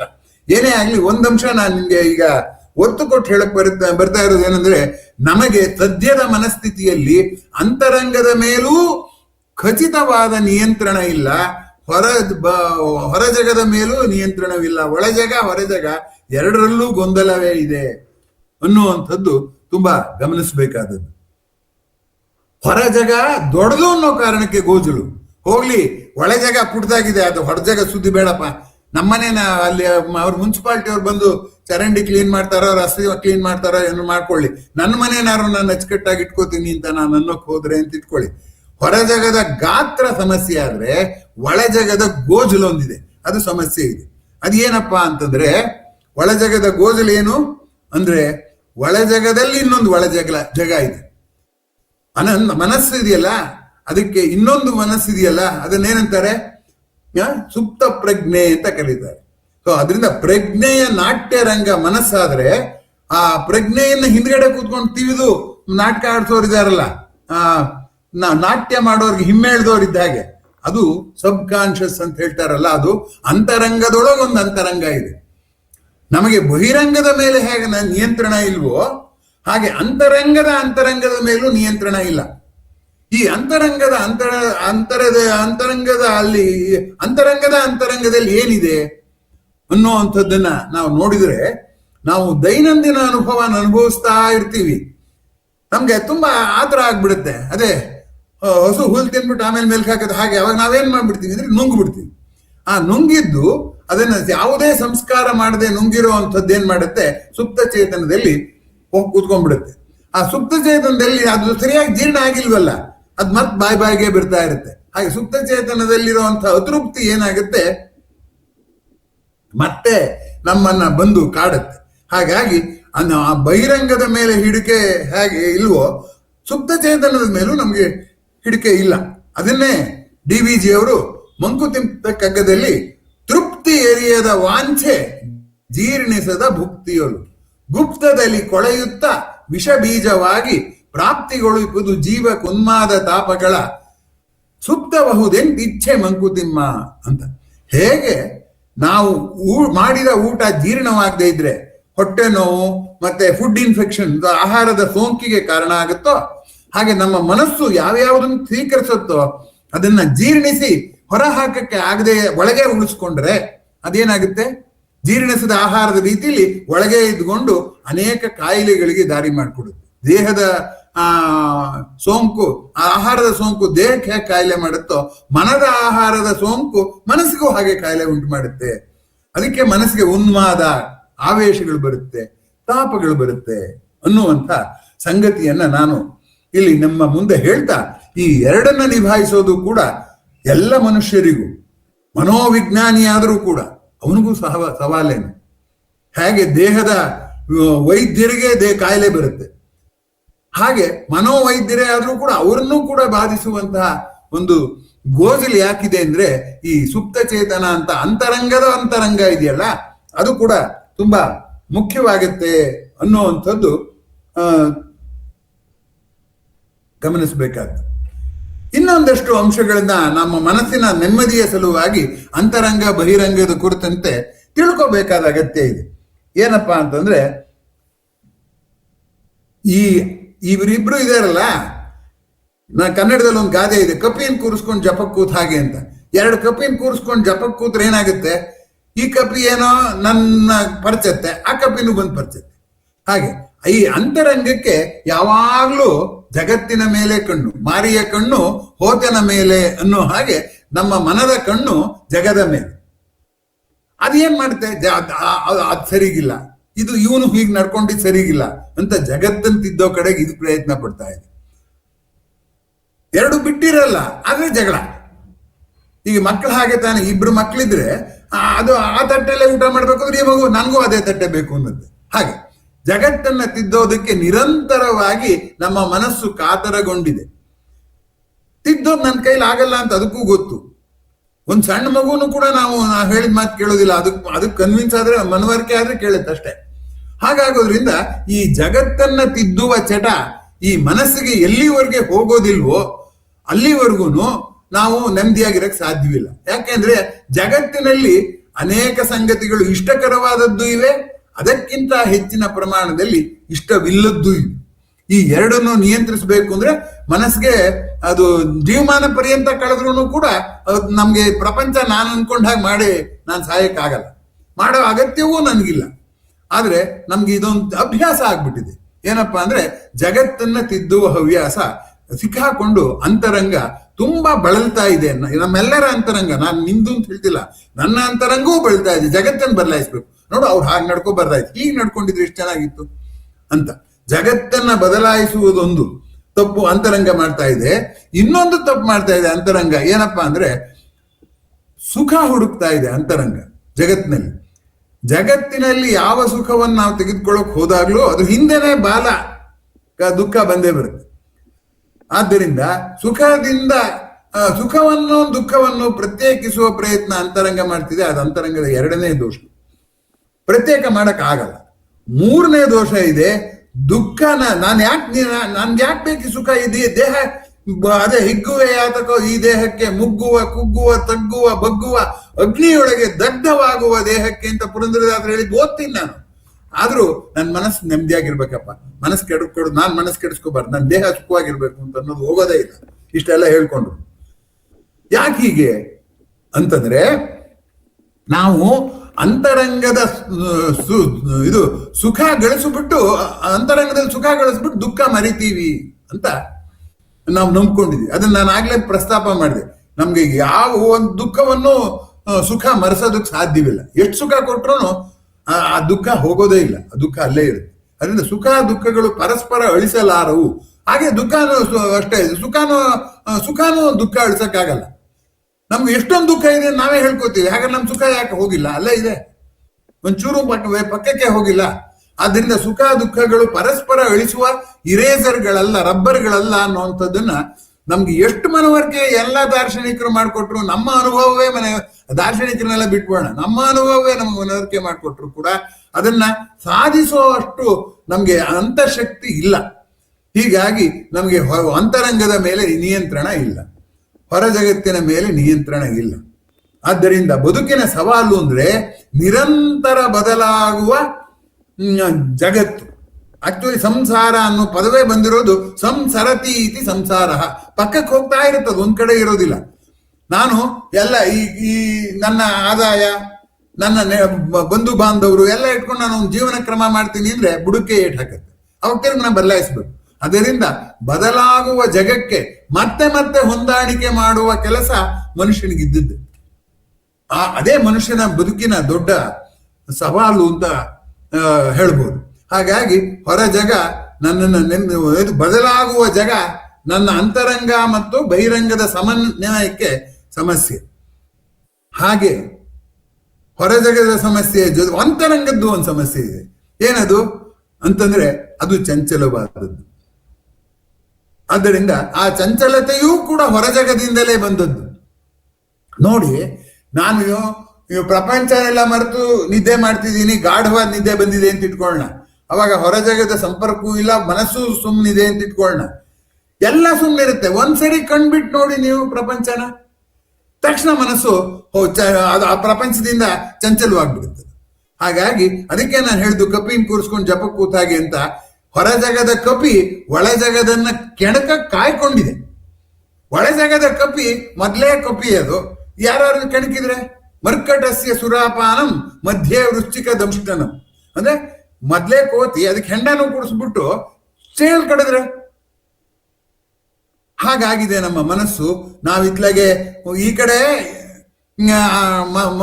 ಅಂತರಂಗವಂತಿದ್ದಕ್ಕೆ ಹೋದ್ರೆ ಬಹಿರಂಗ ಕಿತ್ಕೊಂಡು ಹೋಗುತ್ತೆ, ಬಹಿರಂಗ ತಿದ್ದಕ್ಕೆ ಹೋದ್ರೆ ಅಂತರಂಗ ಕಿತ್ಕೊಂಡು ಹೋಗುತ್ತೆ. ಹಾಗಾಗಿ ನಮ್ಮ ಮನಸ್ಸು ಇಷ್ಟೊಂದು ಪ್ರಕ್ಷುಬ್ಧವಾಗಿದೆ ಅಂತ ಹೇಳ್ತೀವಲ್ಲ, ಅದು ಇರೋದು ಸಹಜ, ಅದು ಅಸಹಜ ಅಲ್ಲ ಅನ್ನುವಂಥದ್ದನ್ನ ಈ ಅಂತರಂಗ ಬಹಿರಂಗದ ಚರ್ಚೆಯ ನೆವದಲ್ಲಿ ನಿಮಗೆ ನೆನಪು ಮಾಡಿಕೊಡೋದಕ್ಕೆ ಪ್ರಯತ್ನ ಪಡ್ತೀನಿ. ಅದನ್ನೇ ಪುರಂದರದಾಸ್ ಹೇಳಿದ್ದು, ಅವಳ ಮೊಗ್ಗಲೊಳಿರಲು ಇವಳ ಚಿಂತೆ, ಇವಳ ಮೊಗ್ಗಲೊಳಿರಲು ಅವಳ ಚಿಂತೆ, ಇವಳಿಂದ ಸುಖವಿಲ್ಲ ಅವಳಿಂದ ಫಲವಿಲ್ಲ, ಇಬ್ಬರ ಸಂಘ ಅಭಿಮಾನ ಭಂಗ ಅಂತ ಅವರು ಹೇಳಿದರು. ಹಾಗಾಗಿ ನಾವು ಅಂತರಂಗದಲ್ಲಿ ಶಾಂತಿಯನ್ನು ಹುಡುಕ್ಬೇಕು, ಬಹಿರಂಗದಲ್ಲಿ ಸುಖವನ್ನು ಹುಡುಕ್ಬೇಕು ಕಟ್ಟುನಿಟ್ಟಾಗಿ. ಬಹಿರಂಗದಲ್ಲಿ ಶಾಂತಿ ಸಿಗೋದಿಲ್ಲ, ಬಹಿರಂಗದಲ್ಲಿ ಶಾಂತಿ ಗಡ್ಡಿಯಾಗುತ್ತೆ, ಅಂತರಂಗದಲ್ಲಿ ಸುಖ ಸಿಗೋದಿಲ್ಲ. ಈಗ ನಾನು ಮನಸ್ಸನ್ನ ಎಷ್ಟೇ ಏಕಾಗ್ರತೆಯಿಂದ ಇಟ್ಕೊಂಡ್ರು ನನಗೆ ದೈಹಿಕ ಸುಖ ಸಿಗೋದಿಲ್ಲ. ಹಾಗಾಗಿ ಇಲ್ಲಿ ಸಮಸ್ಯೆ ಏನಪ್ಪಾ ಅಂದ್ರೆ ಎಲ್ಲಿ ಏನನ್ನು ಹುಡುಕ್ಬೇಕು ಅನ್ನೋದೇ ನಮ್ಗೆ ಸ್ಪಷ್ಟವಿಲ್ಲ. ನಾನು ನನಗನ್ಸಿದ ಹಾಡು ಹೇಳ್ತೀನಿ ಅಂದ್ರೂ ಕೂಡ ನಂಗೆ ಯಾರು ಚಪ್ಪಾಳೆ ತಟ್ಟದೆ ಹೋದ್ರೆ ನನಗೆ ಸಂಕಟ ಆಗುದು. ಅದಕ್ಕೆ ಜಿ ಎಸ್ ಶಿವರುದ್ರಪ್ಪನವರು ಹೇಳಿದ್ದು ಏನಂತ, ಎಲ್ಲ ಕೇಳಲಿ ಎಂದು ನಾನು ಹಾಡುವುದಿಲ್ಲ, ಹಾಡುವುದು ಅನಿವಾರ್ಯ ಕರ್ಮವಿನಗೆ, ಕೇಳುವರೆಂದು ನಾ ಬಲ್ಲೆ ಅದರಿಂದ ಹಾಡುವೆನು ಮೈದುಂಬಿ ಎಂದಿನಂತೆ, ಯಾರು ತಲೆದೂಗಿದರು ಯಾರು ಕಿವಿ ಮುಚ್ಚಿದರು ನನಗಿಲ್ಲ ಚಿಂತೆ ಅಂತ ಹೇಳ್ಕೊಂಡ್ರು. ಆದ್ರೆ ಹಾಡು ಪೂರ್ತಿ ಓದಿ ತಿರುಗಲು ಅದು ಹಾಡು ನನ್ನ ಹಾಡನ್ನ ಕೇಳೋರಿಲ್ಲ ಅನ್ನೋ ವಿಷಾದನೇ ಇದೆ. ಅದು ಅದೇ ಜಿ ಎಸ್ ಶಿವರುದ್ರಪ್ಪನವರು ಇನ್ನೊಂದು ಪದ್ಯ ಬರೆದಿದ್ದಾರೆ, ಅದರಲ್ಲಿ ತುಂಬಾ ಚೆನ್ನಾಗಿ ಹೇಳ್ತಾರೆ. ಸಮುದ್ರ ಮೈ ತೆಗೆದರೆ ಅಲ್ಲಿ ಮುತ್ತು ರತ್ನಗಳು ಸಿಗುತ್ತೆ, ನನ್ನದು ಕೊಳಚೆ ರಾಡಿಯ ಒಂದು ಕೊಳ, ಆ ಕೊಳ ಏನಾದ್ರು ಮೈ ತೆಗೆದ್ರೆ ಅಲ್ಲಿ ಮುತ್ತು ಸಿಕ್ಕಲ್ಲ, ರತ್ನನು ಸಿಕ್ಕಲ್ಲ, ಅಲ್ಲೇನೋ ಸಿಗೋದು ಬೇರೆ ಕಪ್ಪೆ ಚಿಪ್ಪು ಏಡಿ ಅಷ್ಟೇನೆ ಅಂತ. ಹೇಗೆ ನಮ್ಮ ಅಂತರಂಗದಲ್ಲಿ ಸುದೀರ್ಘವಾದ ಆಲೋಚನೆ ಇರೋದೇ ಇಲ್ಲ ಅನ್ನುವಂಥದ್ದನ್ನ ಜಿ ಎಸ್ ಶಿವರುದ್ರಪ್ಪನವರು ಹೇಳಿರುವ ರೀತಿ ಆ ಪದ್ಯದಲ್ಲಿ ಗಮನಿಸಬೇಕಾದ್ದು. ಆದ್ದರಿಂದ ಈ ಮಾತನ್ನ ಕೇಳೋದಲ್ಲ, ವಾಸ್ತವವಾಗಿ ಈ ಲೀಲಾಜಾಲ ನ್ಯಾಸ ಇದೆಯಲ್ಲ ಅದು ಅನೇಕರಿಗೆ ಇಷ್ಟ ಆಗದೆ ಇರೋದಕ್ಕೆ ಈ ಒಂದು ಪರಿಹಾರ ಹೇಳ್ಬೇಕು. ಅದ್ ಬಿಟ್ಬಿಟ್ಟು ಸಮಸ್ಯೆಯನ್ನು ಇಷ್ಟು ವಿವರಿಸ್ತಾರೆ ಇವರು ಅಂತ ನೋಡಿ. ಬಹಿರಂಗದ ಕಾಯಿಲೆಗಾದ್ರೂ ಪರಿಹಾರನ ಡಾಕ್ಟರ್ ಹತ್ರ ಹೋಗಿ ತಗೋಬಹುದು, ಅಂತರಂಗದಕ್ಕೆ ಯಾವ ಡಾಕ್ಟರ್ ಹತ್ರಕ್ಕೆ ಹೋಗೋದು ಕಷ್ಟವೇ. ಯಾಕೆ ಅಂತಂದ್ರೆ ಅಂತರಂಗ ಅವ್ರಿಗೆ ಕಂಡ್ರಲ್ವೇ ನನ್ಗೇನ್ ಕಾಯಿಲೆ ಇದೆ ಅಂತ ನನ್ನ ದೇಹದ ವರ್ತನೆಯಿಂದ ಕಂಡ್ಕೋತಾರೆ. ಮನೋರೋಗಿಗಳು ಕೂಡ ದೇಹದ ವರ್ತನೆ ಆಧರಿಸೇನೆ ಕಂಡ್ಕೋಬೇಕು, ಅವ್ರಿಗೆ ನೇರವಾಗಿ ಮನಸ್ಸು ಕಾಣುತ್ತೇನೋ, ಕಾಣೋದಿಲ್ಲ. ಹಾಗಾದ್ರೆ ಮನೋರೋಗಿ ವೈದ್ಯರಿದಾರಲ್ಲ ಅಂತ ಅನ್ಬೋದು ನೀವು. ಮನೋವೈದ್ಯರಿದ್ರೂ ಕೂಡ ದೇಹದ ಔಷಧಿ ಕೊಡೋ ವೈದ್ಯರು ರೋಗಿಯ ಮನಸ್ಸನ್ನು ಹೇಗೆ ಹೆಚ್ಚು ಗಮನಿಸಬೇಕಾಗಿಲ್ಲ. ಆದ್ರೆ ಮನೋರೋಗವನ್ನು ವಾಸಿ ಮಾಡೋ ಮನೋವೈದ್ಯರು ಆ ಮನಸ್ಸು ರೋಗಿಯ ಮನಸ್ಸು ಅರ್ಥವಾಗಲ್ಲ ಹಾಗಂತ ಸುಮ್ಮನಿರೋ ಹಾಗಿಲ್ಲ. ಹಾಗಂತ ಅದರಿಂದ ಮನೋವ್ಯಾಧಿಗೆ ವೈದ್ಯರ ಚಿಕಿತ್ಸೆಗಿಂತ ಮುಖ್ಯವಾದದ್ದು ಆ ರೋಗಿಯ ಸಹಕಾರ. ಈ ರೋಗಿಯ ಸಹಕಾರ ಇಲ್ದಿದ್ರೆ ಮನೋವೈದ್ಯರು ಏನೂ ಮಾಡ್ಲಾರು. ಇದನ್ನು ಗಮನಿಸಬೇಕಾದಂತ ಸಂಗತಿ. ಆ ದೃಷ್ಟಿಯಿಂದ ನಮ್ಗೆ ಅದಕ್ಕೇನೆ ನಾವು ಈಗ ನೋಡಿ ದೇಹದ ರೋಗ ಎಲ್ಲರೂ ಹೇಳ್ತೇವೆ, ನಂಗೆ ಇಲ್ಲಿ ನೋಯ್ತಾ ಇದೆ, ಹೋಗ್ತೀನಿ ಡಾಕ್ಟರ್ ಹತ್ರಕ್ಕೆ ಹಾಗೆ ಹೀಗೆ ಅಂತ. ನಮ್ಮ ಪ್ರಕಾರ ಯಾವ ವೇದನೆಯೂ ಇಲ್ಲದೆ ಇದ್ರೆ ನಾವು ಆರೋಗ್ಯವಾಗಿದ್ದೀವಿ ಅಂತ. ಆದ್ರೆ ವಿಶ್ವ ಆರೋಗ್ಯ ಸಂಸ್ಥೆಯ ಪ್ರಕಾರ ನನಗೆ ಯಾವ ಕೆಲಸ ಇಷ್ಟ ಆಗ್ಬೇಕತ್ತೋ, ನನಗೆ ಮಲಿಕೋತೀನಿ ಅಂದ್ರೆ ನಂಗೆ ಮಲಿಕೊಳಕ್ಕಾಗ್ಬೇಕು, ನಾನು ಎದ್ದೇಳ್ತೀನಿ ಎದ್ದೇಳಕ್ಕಾಗ್ಬೇಕು, ಈ ಕೆಲಸ ಮಾಡ್ತೀನಿ ಅಂದ್ರೆ ಪೂರ್ಣ ಮನಸ್ಸಿನಿಂದ ಆ ಕೆಲಸ ಮಾಡ್ಬೇಕಲ್ಲ, ಅದು ಪರಿಪೂರ್ಣವಾದ ಆರೋಗ್ಯ ಅಂತ ಹೇಳ್ತಾರೆ. ಆ ಪರಿಪೂರ್ಣವಾದ ಆರೋಗ್ಯನ ಯಾರು ಇಲ್ವೇ ಇಲ್ಲ. ಹಾಗೆ ನೋಡಿದ್ರೆ ಇತ್ತೀಚಿನ ವರದಿ ಪ್ರಕಾರ 10ರಲ್ಲಿ 2 ತಮ್ಗನ್ಸಿದ್ದನ್ನು ಮಾಡೋಕ್ಕಾಗುವಷ್ಟು ಅವ್ರ ಮನಸ್ಸಿನ ಮೇಲೆ ಹತೋಟಿ ಇಲ್ಲ, ಅವ್ರ ದೇಹದ ಮೇಲೆ ಹತೋಟಿ ಇಲ್ಲ. ಹೀಗಿರೋದ್ರಿಂದ ಈ ಅಂತರಂಗದ ಪ್ರಶ್ನೆ ಮತ್ತು ಬಹಿರಂಗದ ಪ್ರಶ್ನೆ ಅತ್ಯಂತ ಜಟಿಲವಾದಂಥ ಪ್ರಶ್ನೆ ಅನ್ನುವಂಥದ್ದು. ಆದರೆ ಅಂಥದನ್ನು ಕೂಡ ನಮ್ಮ ಭಾರತೀಯ ದಾರ್ಶನಿಕರು ತುಂಬಾ ವಿಚಿತ್ರವಾಗಿ ನೋಡಿದ್ದಾರೆ. ಈಗ ಬಸವಣ್ಣವರೇ ತಗೊಳ್ಳಿ, ಇದೇ ಅಂತರಂಗ ಶುದ್ಧಿ, ಇದೇ ಬಹಿರಂಗ ಶುದ್ಧಿ ಅಂತ ಹೇಳ್ತಾರೆ. ಅಂದ್ರೇನು? ಅಂತರಂಗದ ಧೋರಣೆಯನ್ನ ಬದಲಾಯಿಸಿ ಪ್ರಪಂಚನ ನೋಡುವ ರೀತಿ, ಯಾವುದರ ಜೊತೆಯಲ್ಲಿ ಯಾವ ವಾಸ್ತವನ್ನ ನಾನು ಒಪ್ಪಿಕೊಂಡು ವಿರೋಧಿಸದಲ್ಲೇ ಹೊಂದ್ಕೋಬೇಕು, ಯಾವುದನ್ನ ನನ್ನ ಕೈಲಿ ಬದಲಾಯಿಸಕ್ ಸಾಧ್ಯ ಅಂತ ಬದಲಾಯಿಸಬೇಕು ಅನ್ನುವಂತ ಈ ಇದು ಮನಸ್ಸು ಮತ್ತು ದೇಹದ ಮಧ್ಯೆ ಸಾಂಗತ್ಯವನ್ನು ಏರ್ಪಡೋದಿದೆಯಲ್ಲ, ಮನಸ್ಸು ಮತ್ತು ಜಗತ್ತಿನ ಮಧ್ಯೆ ಸಾಂಗತ್ಯವನ್ನು ಏರ್ಪಡಿಸೋದಿದೆಯಲ್ಲ, ಮಾಡೋಕ್ ಸಾಧ್ಯ ಅನ್ನುವಂಥದ್ದನ್ನ ಅವರು ಹೇಳಿದ್ದಾರೆ.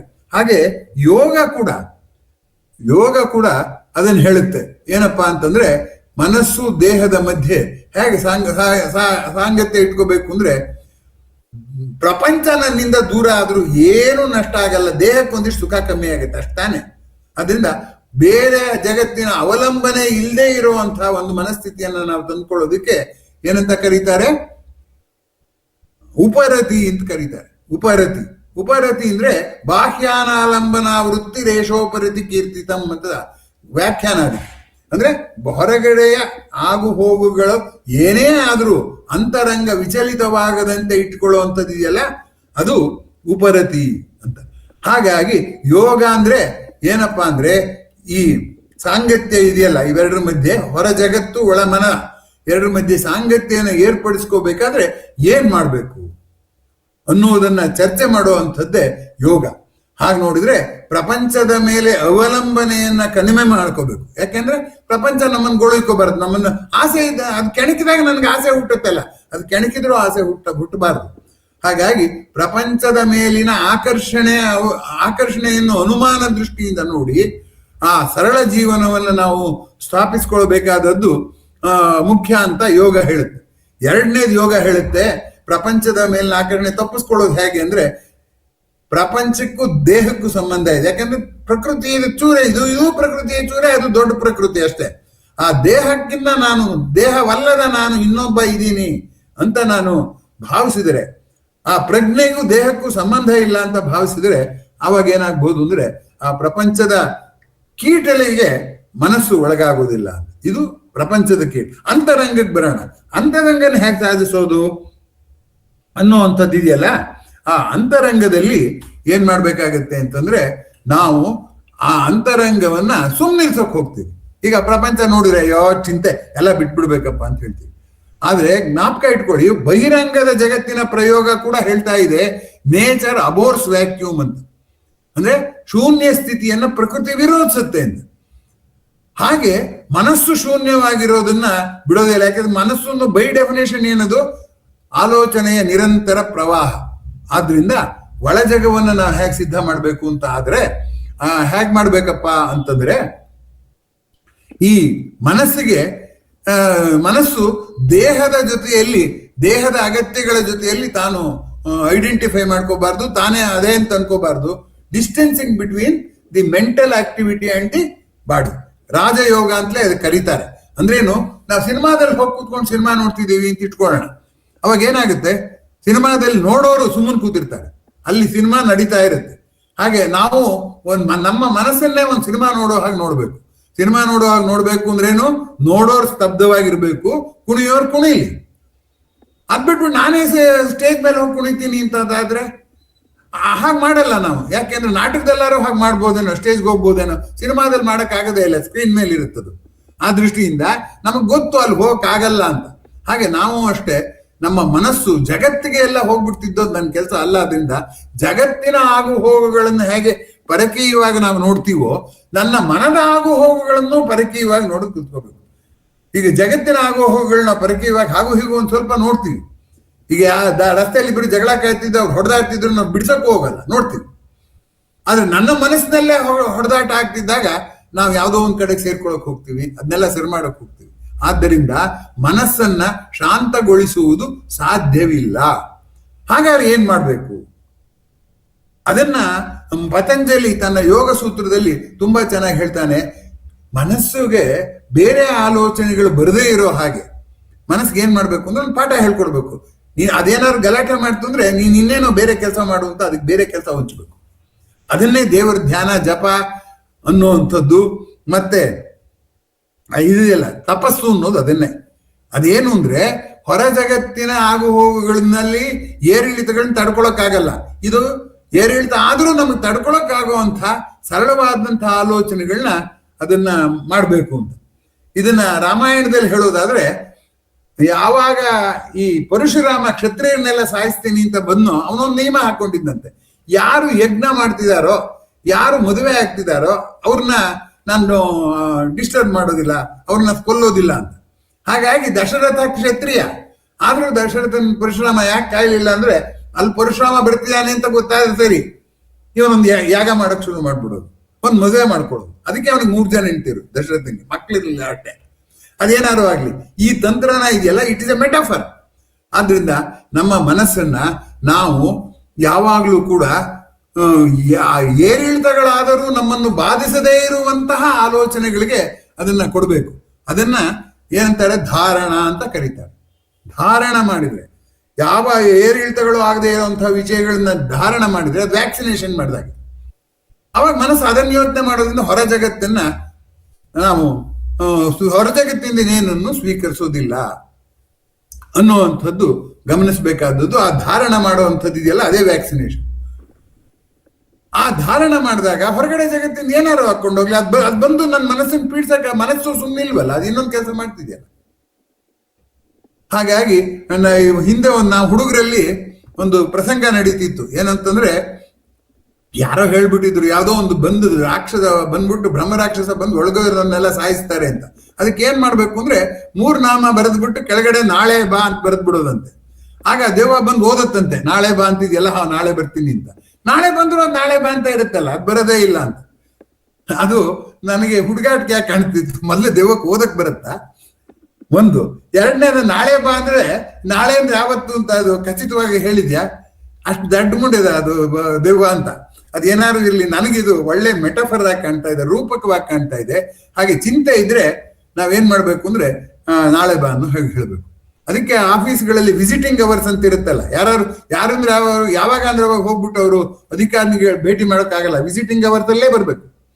ಹಾಗೆ ನಾವು ಕೂಡ ನಮ್ಮ ಹೊರ ಜಗತ್ತಿನ ಕೆಣಕುವಿಕೆಗೆ ವಿಸಿಟಿಂಗ್ ಅವರ್ಸ್ ಕೊಟ್ಬಿಟ್ಟು ಅಷ್ಟು ಅವರ್ಸ್ ಬಿಟ್ಬಿಟ್ಟು ಬೇರೆ ಟೈಮಲ್ಲಿ ನೀವು ಬಂದ್ರು ನಾವು we are not going to entertain you, allow you to enter ಅಂತಂದ್ಬಿಟ್ಟು ಮಾಡಬೇಕು ಅನ್ನುವ ಒಂದು ಗುಟ್ಟಿನ ವಿಧಾನವನ್ನ ಭಾರತೀಯರು ತತ್ವಶಾಸ್ತ್ರದಲ್ಲಿ ವಿವರಿಸ್ಕೊಂಡು ಬಂದಿದ್ದಾರೆ.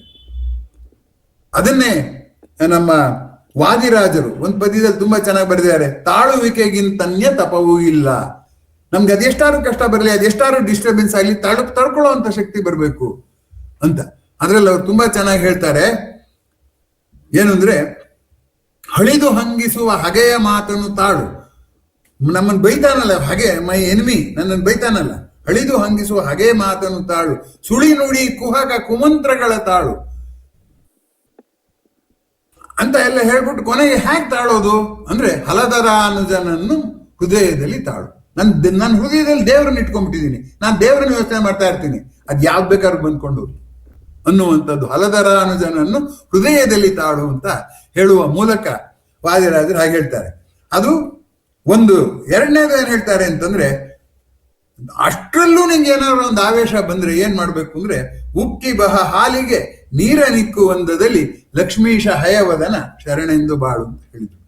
ನಾನು ಆತ್ಮೀಯರೇ, ಮೊನ್ನೆ ಉತ್ಸಾಹದ ಬಗ್ಗೆ ಮಾತಾಡಿದ್ನಲ್ಲ, ಅದರಲ್ಲಿ ಅಂತರಂಗ ಬಹಿರಂಗದ ಮಾತಾಡಿದೆ ಅಂತ ಹೇಳಿದ್ದೆ. ಈಗ ಅಂತರಂಗದ ಬಹಿರಂಗದ ಮಾತಾಡುವಾಗ ಉತ್ಸಾಹದ ಬಗ್ಗೆನೂ ನಾನು ಹೇಳಬೇಕಾಗತ್ತೆ. ಅದಕ್ಕೆ ಇವೆರಡು ತುಂಬಾ ಹತ್ತಿರವಾದಂಥ ವಿಷಯಗಳು ಅಂತ ನಾನು ನಿಮ್ಮ ಗಮನಕ್ಕೆ ತಂದಿದ್ದು. ಈಗ ನೋಡಿ, ನಾನು ಉತ್ಸಾಹವಾಗಿದ್ದೀನಿ, ಈ ಹೊರಗೆ ಜಗತ್ತು ಬಂದು ಕೆಣಕು ಬಿಟ್ಟು ಏನ್ ಮಾಡುತ್ತೆ, ಆ ಉತ್ಸಾಹನ ಕಳೆದ್ಬಿಡುತ್ತೆ. ಅದಕ್ಕೆ ನಾನು ಏನ್ ಮಾಡ್ಬೇಕು? ಅದಿದ್ದ ನಾವು ಸಿನಿಮಾ ನೋಡಿದ ಹಾಗೆ ಮನಸ್ಸಿನ ಏರಿಳಿತಗಳನ್ನ ನೋಡ್ಬೇಕು ಅಂತ ಹೇಳಿದ್ನಲ್ಲ, ಹಾಗೆ ನೋಡ್ತಾ ಇರ್ಬೇಕಾದ್ರೆ ಬಹಳಷ್ಟು ಫ್ಲಾಶಸ್ ಬರುತ್ತೆ ನಮ್ಮ ಮನಸ್ಸಿಗೆ. ನಾವು ಅದನ್ನ ಏನಂತ ಕರಿತೀವಿ ಅಂದ್ರೆ ಥಾಟ್ಸ್ ಅಂತ ಕರಿತೀವಿ. ವಾಸ್ತವವಾಗಿ thoughts are full of imagination. ಇತ್ತೀಚೆಗೆ ಒಂದು ಪ್ರಯೋಗ ಮಾಡಿದ್ದಾರೆ. ಮನುಷ್ಯ ನನಗೆ ನಾಳೆ ಈ ಕಷ್ಟ ಬಂದ್ರೆ ಏನ್ ಮಾಡ್ಬೇಕು ಅಂತ ಸಿದ್ಧತೆ ಮಾಡ್ಕೋತಾನಲ್ಲ, ಅಂತ ಕಷ್ಟಗಳನ್ನೆಲ್ಲ ಮನಸ್ಸಿನಲ್ಲೇ ಕಲ್ಪಿಸ್ಕೊಂಡು ಅದನ್ನೇ ಥಾಟ್ಸ್ ಅನ್ಕೊಂಡಿದ್ದಾನೆ. They are imaginations. ಆ ಇಮ್ಯಾಜಿನೇಷನ್ಸ್ ತಗೊಂಡು ಮಾಡಿದಾಗ ಮನಃಶಾಸ್ತ್ರಜ್ಞರ ಲೆಕ್ಕದ ಪ್ರಕಾರ ಅವನು ಹಾಗೆ ಚಿಂತೆ ಮಾಡಿದ ಅನೇಕ ಕಷ್ಟಗಳಲ್ಲಿ 85% ಬರಲ್ವಂತ ನಮ್ಗೆ ಆ ಕಷ್ಟ. ಅಂದ್ರೆ ಬರದೇ ಇರೋ ಕಷ್ಟನೇ 85% ತನ್ನ ಶಕ್ತಿನೆಲ್ಲ ಕೊಟ್ಬಿಡ್ತಾನೆ. ಅವಾಗ ಉತ್ಸಾಹ ಎಲ್ಲಿ ಉಳಿಯೋದಿಲ್ಲ. ಆ ದೃಷ್ಟಿಯಿಂದ ಮೊದಲನೇದಾಗಿ ನನ್ನ ಮನಸ್ಸು ನನ್ನದಲ್ಲ ಅನ್ನೋ ಹಾಗೆ ನನ್ನ ಮನಸ್ಸಿನಲ್ಲಿ ಬರೋ ಆಲೋಚನೆ ಎಲ್ಲ ಉದಾತ್ತವಾದ ಆಲೋಚನೆ ಏನಲ್ಲ. ಮನಸ್ಸಿಗೆ ಬರೋದೆಲ್ಲ ಕ್ಷುಲ್ಲಕವಾದ ಅವನೇನು ಅಂದ್ರೆ ನಾನೇನ್ ಮಾಡ್ಬೇಕು, ನನ್ಗೆ ಇದಕ್ಕಿದಾಗ ಹುಷಾರ್ ತಪ್ಪಿಟ್ರೆ ಏನ್ ಮಾಡೋದು? ಹೀಗೆ ನಾವು ಅದರಿಂದ ಮನಸ್ಸಿಗೆ ಬರುವ ಆಲೋಚನೆಗಳನ್ನ ಫಿಲ್ಟರ್ ಮಾಡಬೇಕು, ಶೋಧಿಸ್ಬೇಕು. ಅದರಲ್ಲಿ ಉದಾತ್ತವಾದದ್ದು ವರ್ತಮಾನದಲ್ಲಿ ನಾನು ಕ್ರಿಯೆಗೆ ಅನುವಾದಿಸುವ ಅಂತ ಆಲೋಚನೆಗಳಿಗೆ ಮಾತ್ರ ನಾವು ಬೆಲೆ ಕೊಡ್ಬೇಕು. ಆವೇಶ ಅಂದ್ರೆ ಏನು ಅಂದ್ರೆ, ಇಮೋಷನ್ ಅಂದ್ರೆ ಏನು ಅಂದ್ರೆ, ನಾನು ಆವೇಶವಾಗಿದ್ದಾಗ I am not solving the problem, I am feeling the problem ಅಷ್ಟೇ. If you feel the problem, ಈಗ ನನ್ನ ತಂಗಿ ತೀರ್ಕೊಂಡ್ಬಿಟ್ಟಿದ್ದಾಳೆ, ಅದನ್ನ ನಾನು ಫೀಲ್ ಮಾಡ್ತಾನೆ ಇದ್ರೆ ಆ ಪ್ರಾಬ್ಲಮ್ ಏನು ಸಾಲ್ವ್ ಆಗಲ್ಲ. ಸೊ ಅದರಿಂದ ನಮ್ಮ ಮನಸ್ಸಿಗೆ ಒಂದು ಚಟ ಹತ್ತು ಬಿಟ್ಟಿದೆ. ಏನು ಅಂದ್ರೆ, I try to solve the problem ಅಂತ ಅನ್ಕೊಳ್ಳೋದು, we go on feeling the problem. ಆದ್ರಿಂದ ಫೀಲಿಂಗ್ ದಿ ಪ್ರಾಬ್ಲಮ್ ಮಾಡಬಾರ್ದು. ನಮ್ಮ ಮನಸ್ಸಿಗೆ ಯಾವುದೇ ಒಂದು ಆಲೋಚನೆ ಬಂದ್ರೆ ಅದನ್ನ ಇಲ್ಲ ಕ್ರಿಯೆಯಾಗಿ ಮಾಡಬೇಕು, ಇಲ್ಲ ಬಿಸಾಕ್ಬೇಕು. ಈಗ ನಾವು ತಿಂದಿದ್ದ ಆಹಾರ ಇಲ್ಲ ಮೈಗೂಡ್ಬೇಕು, ಇಲ್ಲ ಎಕ್ಸ್ಕ್ರೀಟ್ ಆಗ್ಬಿಡ್ಬೇಕು, ಅಲ್ಲೇನು ಉಳಿಕೂಡ್ದು. ಈಗ ನಮ್ಮ ಪಿಷ್ಟಮಯವಾದ ಆಹಾರ ತಿಂದಿದ್ರಿಂದ ತಾನೇ ನಮ್ಗೆ ಇವಾಗ ಕರುಳಿನ ಕಾಯಿಲೆಗಳು ಜಾಸ್ತಿ ಆಗಿರುವಂಥದ್ದು. ಯಾಕೆ ಅಂದ್ರೆ ಇತ್ಲಾಗೆ ಮೈಗೂಡೋದು ಇಲ್ಲ, ಅತ್ಲಾಗ ಹೋಗೋದು ಇಲ್ಲ, ಒಳಗೆ ಕೊಳೆಯುತ್ತೆ. ಹಾಗಾಗಿ we are suffering from several diseases just because our excretory system is not functioning properly and our food we take is not ready to go out at all. ಹಾಗೆ ನಾವು ಆಲೋಚನೆಗಳಲ್ಲಿ ಇಲ್ಲ ಅದು ಕ್ರಿಯೆಯಾಗಿ ವ್ಯಕ್ತಪಡಿಸ್ಬೇಕು. ನನಗೆ ಗಣೇಶ ಕಂಡು ತುಂಬಾ ಆಸೆ ಅಂತ ನನ್ನ ಮನಸ್ಸಿಗೆ ಬಂದ್ಬಿಡ್ತು. ಅದನ್ನ ಏನಾದ್ರು ಒಂದು ಕ್ರಿಯೆ ಮೂಲಕ ಮಾಡದೆ ಹೋದ್ರೆ ಆ ಆಸೆ ಸುಮ್ಮನೆ ಬಂದು ನನ್ನನ್ನು ಒತ್ತುತ್ತಾ ಇರುತ್ತೆ.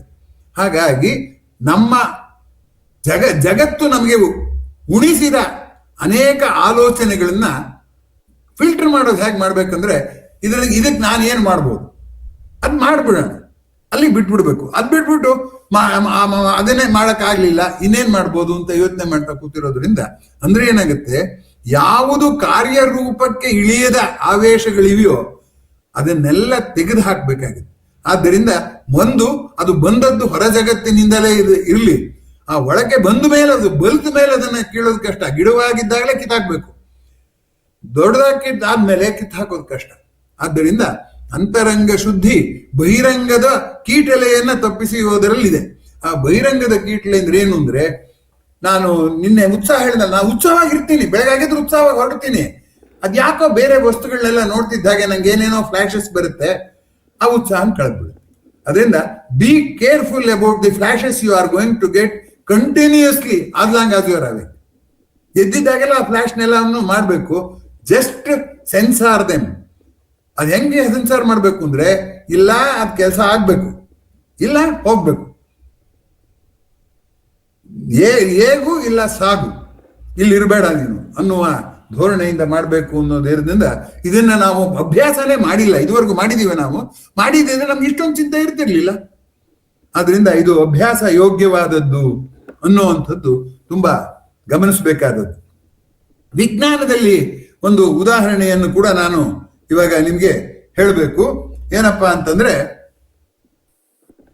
ನಮ್ಮ ದೇಹ ಅದರಲ್ಲಿ ಏನೋ ವಿಶೇಷವಾದ ಶಕ್ತಿ ಇದೆ. ಅದರಿಂದ ದೇಹದಲ್ಲಿ ತಯಾರಾಗುವಂತಹ ರಾಸಾಯನಿಕಗಳನ್ನೆಲ್ಲ ನಾವು ಪ್ರಯೋಗಾಲಯದಲ್ಲಿ ಮಾಡಕ್ ಸಾಧ್ಯ ಇಲ್ಲ ಅಂತ ಪಾಶ್ಚಿಮಾತ್ಯರು ನಂಬ್ಕೊಂಡಿದ್ರು. ಅಂದ್ರೆ ಅವ್ರ ಪ್ರಕಾರ ದೇಹ ಅನ್ನೋದು ಪ್ರಕೃತಿ ಅಲ್ಲ, ಅದಕ್ಕಿನ್ನ ವಿಶೇಷವಾದದ್ದು ಅಂತ. ಅದಕ್ಕೆ ವೈಟಲ್ ಫೋರ್ಸ್ ಥಿಯರಿ ಅಂತ ಕರೀತಾರೆ. ಅದನ್ನ ಮಾಡ್ಕೊಂಡಿದ್ರು. ಆಮೇಲೆ ನೋಡಿದ್ರೆ ದೇಹದೆಲ್ಲ ತಯಾರಾಗೋ ಎಲ್ಲ ರಾಸಾಯನಿಕಗಳು ಕೂಡ ಪ್ರಯೋಗಾಲಯದಲ್ಲಿ ಮಾಡಕ್ ಸಾಧ್ಯ ಅಂತ ಆಗ್ಬಿಡ್ತು. ಅಷ್ಟೆಲ್ಲ ಆದ್ರೂ ಈಗಲೂ ನಾವು ರಸಾಯನ ಶಾಸ್ತ್ರವನ್ನ ಬಯೋಕೆಮಿಸ್ಟ್ರಿ, ಆರ್ಗ್ಯಾನಿಕ್ ಕೆಮಿಸ್ಟ್ರಿ ಅಂತಲೇ ಹೇಳ್ತಾ ಇದೀವಿ. ಆರ್ಗ್ಯಾನಿಕ್ ಅಂದ್ರೆ ಆರ್ಗನ್ ಇಂದ ತಯಾರಾಗುವಂಥದ್ದು.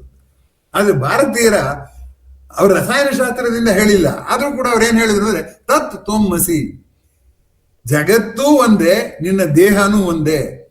ದೇಹವು ಜಗತ್ತಿನ ಅಣುಗಳಿಂದಲೇ ಆಗಿರೋದ್ರಿಂದ, ಅದೇ ಪಂಚಭೂತಗಳಿಂದ ಆಗಿರೋದ್ರಿಂದ ಜಗತ್ತಿನ ಆಗು ಹೋಗುಗಳಿಗೆ ಯಾವ ನಿಯಮ ಇದೆಯೋ ಆ ನಿಯಮ ನಮ್ಮ ದೇಹಕ್ಕೂ ಇದೆ. ಹಾಗಾದ್ರೆ ದೇಹದ್ದೇನು ವಿಶೇಷ ಇಲ್ವೋ? ಇದೆ. ಅದೇನಪ್ಪ ಅಂದ್ರೆ ಕಾನ್ಷಿಯಸ್ನೆಸ್, ಪ್ರಜ್ಞೆ ಅನ್ನೋದಿದೆ. ಆ ಪ್ರಜ್ಞೆ ಪ್ರಜ್ಞೆ ಪಕ್ಕಕ್ಕೆ ಇಟ್ಬಿಟ್ರೆ ದೇಹ ಪ್ರಪಂಚವೇ ಅಂತಾದ್ರಿಂದ ವೈಟಲ್ ಫೋರ್ಸ್ ಥಿಯರಿ ಅನ್ನೋದನ್ನ ಇಲ್ಲಿ ಅನುಮಾನ ಬರಲೇ ಇಲ್ಲ ಜನಕ್ಕೆ. ಈ ಅಂಶವನ್ನ ನಾವು ಇಲ್ಲಿ ಗಮನಿಸಬೇಕಾದ್ದು. ಒಂದು ಅಂಶ ಇಷ್ಟೆಲ್ಲ ಹೇಳಿ ನಾನು ವೇಳೆ ಮುಗಿತಾ ಬಂತು, ನಾನು ಮುಗಿಸ್ಬೇಕಾಗಿದೆ. ಆ ದೃಷ್ಟಿಯಿಂದ ಒಂದಂಶ ನಾನು ಹೇಳೋದಕ್ಕೆ ಪ್ರಯತ್ನ ಪಡ್ತೇನೆ. ಭಾರತೀಯ ದಾರ್ಶನಿಕರಿಗೆ ಒತ್ತು ಕೊಟ್ಟಿರೋದು ಯಾವುದಕ್ಕೆ ಅಂದ್ರೆ, ನಮ್ಮ ಎಲ್ಲ ಶ್ರೇಷ್ಠವಾದ ಸುಖ ಜಗತ್ತಿನಲ್ಲಿ ಇಲ್ಲ, ನಮ್ಮ ಬುದ್ಧಿಯಲ್ಲಿದೆ. ಜಗತ್ತಿನಲ್ಲಿ ಎಷ್ಟೇ ಹುಡುಕಿದ್ರು ನೀವು ಮನಸ್ಸಿನ ನೆಮ್ಮದಿ ಸಿಕ್ಕೋದಿಲ್ಲ, ಬುದ್ಧಿಯಲ್ಲಿದೆ ಅಂತ. ಹಾಗಾದ್ರೆ ಬುದ್ಧಿಯಲ್ಲಿದೆ ಅಂತ ಯಾಕೆ ಬುದ್ಧಿ ಯೋಗ ಅಂತಲೇ ಕರೀತಾರೆ? ಯಾಕೆ ಹಾಗಂತ? ಅವಾಗ ಏನ್ ಮಾಡ್ಬೇಕಾದ್ರೆ ನಾನು ಅಂತಂದ್ರೆ, ಚಂಚಲತೆ ಉಂಟು ಮಾಡುವ ಸೆನ್ಸ್ ಆರ್ಗನ್ಸ್ ಇದೆಯಲ್ಲ, ಕಣ್ಣು, ಕಿವಿ, ಮೂಗು, ಅವೆಲ್ಲ ವ್ಯತ್ಯಾಸಗಳನ್ನ ಹೇಳ್ತಾ ಇರುತ್ತೆ. ಅದನ್ನ ಕಂಟ್ರೋಲ್ ಮಾಡ್ಬೇಕು, ಮನಸ್ಸನ್ನು ಕಂಟ್ರೋಲ್ ಮಾಡ್ಬೇಕು. ಅದು ಬುದ್ಧಿಯ ಕೆಲಸ. ಬುದ್ಧಿಯು ದ್ವಂದ್ವವನ್ನು, ಅವನು ಒಳ್ಳೆಯವನು, ಕೆಟ್ಟವನು, ಯಾಕೆ ಹೀಗೆ ಮಾಡ್ಬೇಕಾಗಿತ್ತು ಅಂತ ಪ್ರಶ್ನೆಗಳನ್ನ ಹಾಕತ್ತೆ. ಆ ಬುದ್ಧಿಯನ್ನು ಗೆಲ್ಬೇಕು. ಏವಂ ಬುದ್ಧೇ ಪರಂ ಬುದ್ಧ್ವ, ಆಗ ಮನಸ್ಸಿಗೆ ಶಾಂತಿ ಸಿಗುತ್ತೆ ಅಂತ. ಏನೇ ಆದ್ರೂ ಇಂದ್ರಿಯ, ಮನಸ್ಸು, ಬುದ್ಧಿ ಎಲ್ಲ ಮೂರು ಅಂತರಂಗವೇ. ಆದ್ದರಿಂದ ಅಂತರಂಗದ ನಿಯಂತ್ರಣವಿಲ್ಲದೆ ನಾವು ಬಾಹ್ಯ ಜಗತ್ತನ್ನೇ ನೋಡ್ಕೊಂಡು ಬಾಹ್ಯ ಸುಖದಲ್ಲೇ ನಾವು ಶಾಂತಿ ಹುಡುಕೋತೀವಿ ಅಂತ ಹೊರಟಿದೀವಲ್ಲ, ಅದು ಸಾಧ್ಯವೇ ಇಲ್ಲ ಅನ್ನುವ ದೃಷ್ಟಿಯಲ್ಲಿ ಸುಖ ಬೇಕಾದಷ್ಟು ಪ್ರಪಂಚದ ಜೊತೆಗೆ ಇಟ್ಕೊಳ್ಳೆ ಸಂಪರ್ಕ. ನೆಮ್ಮದಿಯನ್ನು ಮಾತ್ರ ಅಂತರಂಗದಲ್ಲೇ, ಬುದ್ಧಿಯಲ್ಲೇ ಹುಡುಕ್ಬೇಕು ಅಂತ ನೇರವಾಗಿ ಘೋಷಿಸುವ ಮೂಲಕ ನಾವು ಯಾವುದನ್ನು ಎಲ್ಲಿ ಹುಡುಕ್ಬೇಕು ಅನ್ನೋದ್ರ ಬಗ್ಗೆ ಸ್ಪಷ್ಟವಾದ ವಿವರಣೆ ಭಾರತೀಯ ಚಿಂತನೆಯಲ್ಲಿ ಸಿಕ್ಕಿದೆ. ಅಂತರಂಗ, ಬಹಿರಂಗ ಎರಡರ ಬಗ್ಗೆನೂ ಅದು ಹೋದ ಹಾಗೆ ಬಿಟ್ಬಿಟ್ಟಿದೀವಿ ನಾವು. ಬಹಿರಂಗ ಅದೇನಾಗತ್ತೋ ಹಾಕೊಂಡು ಹೋಗ್ಲಿ, ಹಾಗೆ ನನ್ನ ಮನಸ್ಸು ಏನ್ ಮಾಡ್ಕೊಂಡು ಹೋಗ್ಲಿ ಅಂತ ಬಿಟ್ಬಿಟ್ಟಿದೀವಿ ಹೊರತು ಪ್ರಯೋಗಶೀಲತೆಯನ್ನ ಅಂತರಂಗದ ಚಂಚಲತೆಗಾಗ್ಲಿ ಬಹಿರಂಗದ ಕೆಣಕುವಿಕೆಗಾಗ್ಲಿ ನಿಯಂತ್ರಣ ಮಾಡಕ್ಕೆ ನಾವು ಹೋಗ್ದಲೇ ನಮ್ಗೆ ಶಾಂತಿ ಬೇಕು ಅಂತ ನಾವು ಅಪೇಕ್ಷೆ ಪಡೋದು ಹೇಗಪ್ಪ ಅಂದ್ರೆ, ನನಗೆ ಕಾಯಿಲೆ ಇದೆ ಅಂತ ಗೊತ್ತು, ವಾಸಿ ಆಗತ್ತೆ, ನಾನು ನೋಡ್ತೀನಿ, ನಾಳೆ ತನಕ ಇದು ನೋಡ್ತೀನಿ ಇಂದ ಹಾಗೆ. ಅದ್ ಹೆಂಗೆ ಇದು ಇರೋ ಕಾಯಿಲೆ ಹೆಂಗ್ ವಾಸಿ ಆಗುತ್ತೆ? ವಾಸಿ ಆಗೋದಿಲ್ಲ. ಆ ದೃಷ್ಟಿಯಿಂದ ಈ ಉಪನ್ಯಾಸದಿಂದ ಈಚೆಗೆ ನಿಮ್ಗೆ ಅಂತರಂಗ ಬಹಿರಂಗದ ದೃಷ್ಟಿಯಿಂದ ಎಲ್ಲಿ ನಾನು ನಿಯಂತ್ರಿಸಬೇಕು ಅನ್ನುವಂಥ ಆಲೋಚನೆ ತಮ್ಗೆಲ್ಲ ಬರಲಿ ಅಂತ ಹಾರೈಸಿ, ಮುಂದಿನ ಲೆಕ್ಚರ್ ವ್ಯಭಿಚಾರ ಅಂತ. ವ್ಯಭಿಚಾರ ಅಂದ್ರೆ ಇಂಗ್ಲಿಷ್ ನಲ್ಲಿ ಅನುವಾದ ಮಾಡಿದ್ರೆ ಪ್ರಾಸ್ಟಿಟ್ಯೂಷನ್ ಅಂತ ಆಗುತ್ತೆ. ಇದೇನಪ್ಪ ಇವರು ಮದುವೆ ಆಗದೆ ಇರೋ ಬ್ರಹ್ಮಚಾರಿ ಹೋಗ್ಬಿಟ್ಟು ಪ್ರಾಸ್ಟಿಟ್ಯೂಷನ್ ಬಗ್ಗೆ ಮಾತಾಡ್ತಾರೆ ಅಂತ ತಾವು ಭಾವಿಸ್ಕೊಳ್ಳೋ ಗಾಬರಿ ಆಗೋ ಅಗತ್ಯ ಇಲ್ಲ. ಅದರ ಅರ್ಥವನ್ನೇ ಬೇರೆ ದೃಷ್ಟಿಯಿಂದ ಪರಿಶೀಲಿಸಲಾಗುತ್ತೆ. ಆ ಉಪನ್ಯಾಸ ನಿಜವಾಗಿ ಕುತೂಹಲಕರವಾದ್ದು. ವ್ಯಭಿಚಾರ ಅಂದ್ರೆ ಏನು, ಅದೇನು ಅಂತ, ಅದು ಈ ಅಂತರಂಗ ಬಹಿರಂಗಕ್ಕೆ ತಿರ್ಗಾ ಸಂಬಂಧಪಟ್ಟಿದ್ದು. ಚಂಚಲ ಅಂತ ಹೇಳಿದ್ನಲ್ಲ, ಅದಕ್ಕೆ ಸಂಬಂಧಪಟ್ಟಿದ್ದು. ಆ ವ್ಯಭಿಚಾರದ ಚರ್ಚೆಗೆ ಮುಂದಿನ ವಾರ ಹೋಗೋದಕ್ಕೆ ನಾನು ಸಿದ್ಧವಾಗ್ತೀನಿ. ಈಗ ನಿಮ್ಮ ಪ್ರತಿಕ್ರಿಯೆ ಮತ್ತು ಪ್ರಶ್ನೆಗಳನ್ನ ನಿರೀಕ್ಷೆ ಮಾಡಿ ನನ್ನ ಮಾತುಗಳನ್ನ ಮುಗಿಸೋದಕ್ಕೆ ನಿಮ್ಮೆಲ್ಲರ ಅನುಮತಿ ಕೇಳ್ತಾ ಇದ್ದೀನಿ. ನಮಸ್ಕಾರ. ಇವತ್ತು ಸ್ವಲ್ಪ ತಡ ಮಾಡಿದೆ. ನಾ 8:50 ಮುಗಿಸ್ತಿದ್ದೆ, ಸ್ವಲ್ಪ ಇವತ್ತು 8:56 ಆಗಿದೆ. ಪರವಾಗಿಲ್ಲ, ಒಂದೆರಡು ನಿಮಿಷ ತಡ ಆದ್ರೂ ಸರಿಯೇ. ನಿಮ್ಮ ಮಾತು ಕೇಳೋದಕ್ಕೆ ಕಾತರವಾಗಿ ಕಾಯ್ತಾ ಇದ್ದೀನಿ.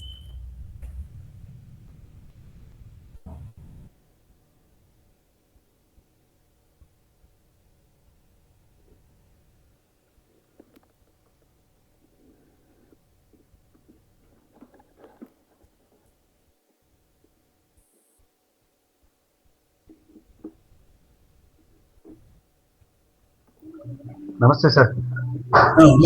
ಸರ್, ನಾವು ಹೊರಗಡೆ ಹುಡುಕೋದು ಬಾಕಿದಲ್ಲಿ ಏನು ಸಿಗೋದಿಲ್ಲ, ಇಲ್ಲ, ಸಿಗುತ್ತೆ ನಮ್ಮ ಬುದ್ಧಿನಲ್ಲೇ, ಬಾಹ್ಯದಲ್ಲಿ. ಅದು ದೇಹದಿಂದ ಆಚೆಗೆ ಹೋಗೋದಿಲ್ಲ, ಜೀವನದಿಂದ ಆಚೆಗೆ ಹೋಗೋದಿಲ್ಲ, ಜೀವನದ ಆಚೆ ಸತ್ಯ ಸಿಗೋದಿಲ್ಲ, ಅಷ್ಟು ಸಿಗುತ್ತೆ, ಶಾಂತಿ ಸಿಗೋದಿಲ್ಲ. ಅದು ಹೇಳಿದ ಬುದ್ಧಿಯಿಂದಾನೆ.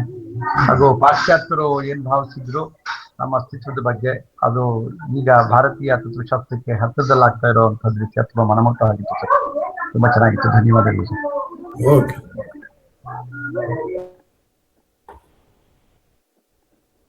ಇದು ವಿಷಯ ಕಷ್ಟ, ಹೇಳೋದು ತುಂಬಾ ಕಷ್ಟ. ಇದನ್ನ ಮಾಡ್ಬೇಕಾದ್ರೆ ನಂಗೆ ತುಂಬಾ ಕಷ್ಟ ಆಯ್ತು. 1 ಗಂಟೆಯಲ್ಲಿ ಇಷ್ಟೆಲ್ಲ ಒಂದು ಪ್ಯಾಟರ್ನ್ ಹುಂಚ್ಕೋಬೇಕಾದ್ರೆ ಕಷ್ಟ ಆಯ್ತು. ಆ ಕಷ್ಟನ ನಾನು ಪಟ್ಟು ನಿಮ್ಗೂ ಹಂಚಿದ್ದೀನಿ ಕಷ್ಟನೇ. ಅದನ್ನ ಸಹಿಸಿದ್ದಕ್ಕೆ ಧನ್ಯವಾದಗಳು. ಈಗ ಮುಂದಿನ ಪ್ರತಿಕ್ರಿಯೆ ಅಥವಾ ಪ್ರಶ್ನೆ.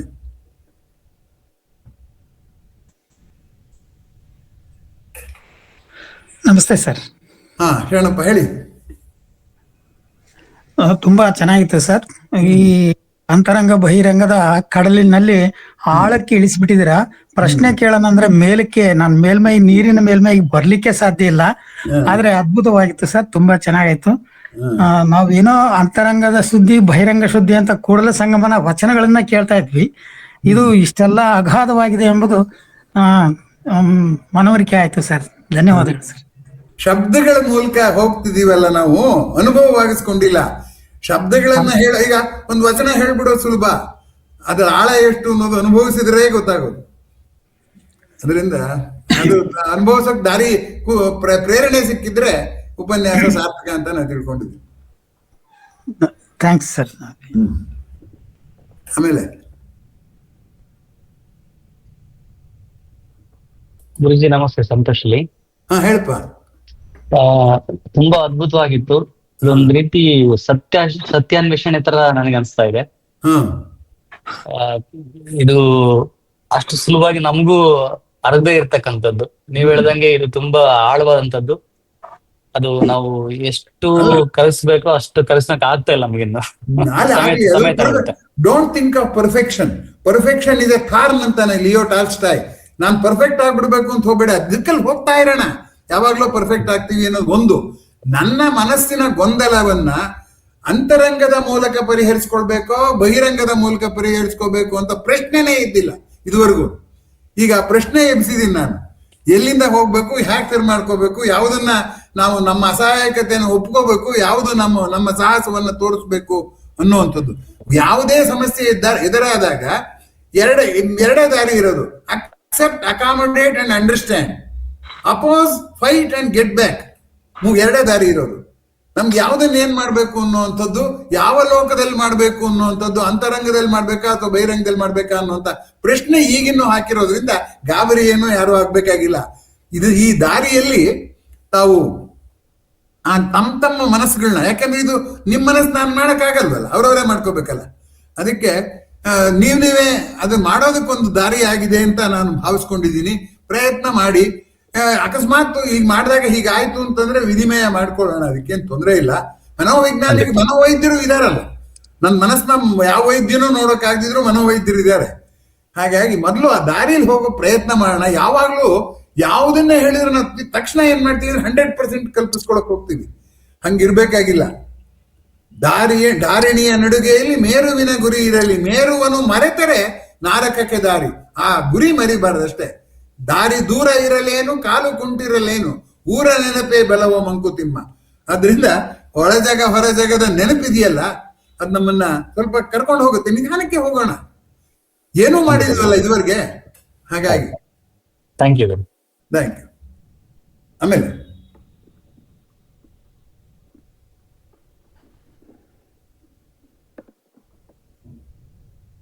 ಇದು ಬೇರೆ ಉಪನ್ಯಾಸಗಳಿಗಿಂತ ಹೆಚ್ಚು ನಮ್ಮ ಮೈಂಡ್ ಬಾಗ್ಲಿಂಗ್ ಇದ್ದಾರಲ್ಲ, ನನ್ನ ಮನಸ್ಸನ್ನೇ ಪರಿಚಯ ನೋಡ್ಬೇಕು ಹೇಗಿದೆ ನನ್ನ ಮನಸ್ಸು ಅಂತ. ಹಾಗಿದೆ ಇದು ಅಂತ ಅನ್ಕೊಂಡಿದ್ದೀನಿ. ಸರ್, ಎಲ್ಲೊಂದ್ ಕಡೆ ಓದಿದ್ದೆ ಎಲ್ಲೊಂದು ಹೇಳಿಕೆ, ಜೀವನವನ್ನು ಅಷ್ಟೆಲ್ಲ ತುಂಬಾ ಸೀರಿಯಸ್ ಆಗಿ ತಗೋಬೇಡಿ ಅಂತ ಹೇಳಿ ಎಲ್ಲೊಂದು ಸ್ಟೇಟ್ಮೆಂಟ್ ಹೇಗೆ ನೋಡಿದೆ. ಅದು ಅಂದ್ರೆ ಈಗ ನೀವ್ ಹೇಳದಲ್ಲ, ಹೇಗೂ ಇಲ್ಲ ಸಾಗು ಅಂತ ಹೇಳಿ.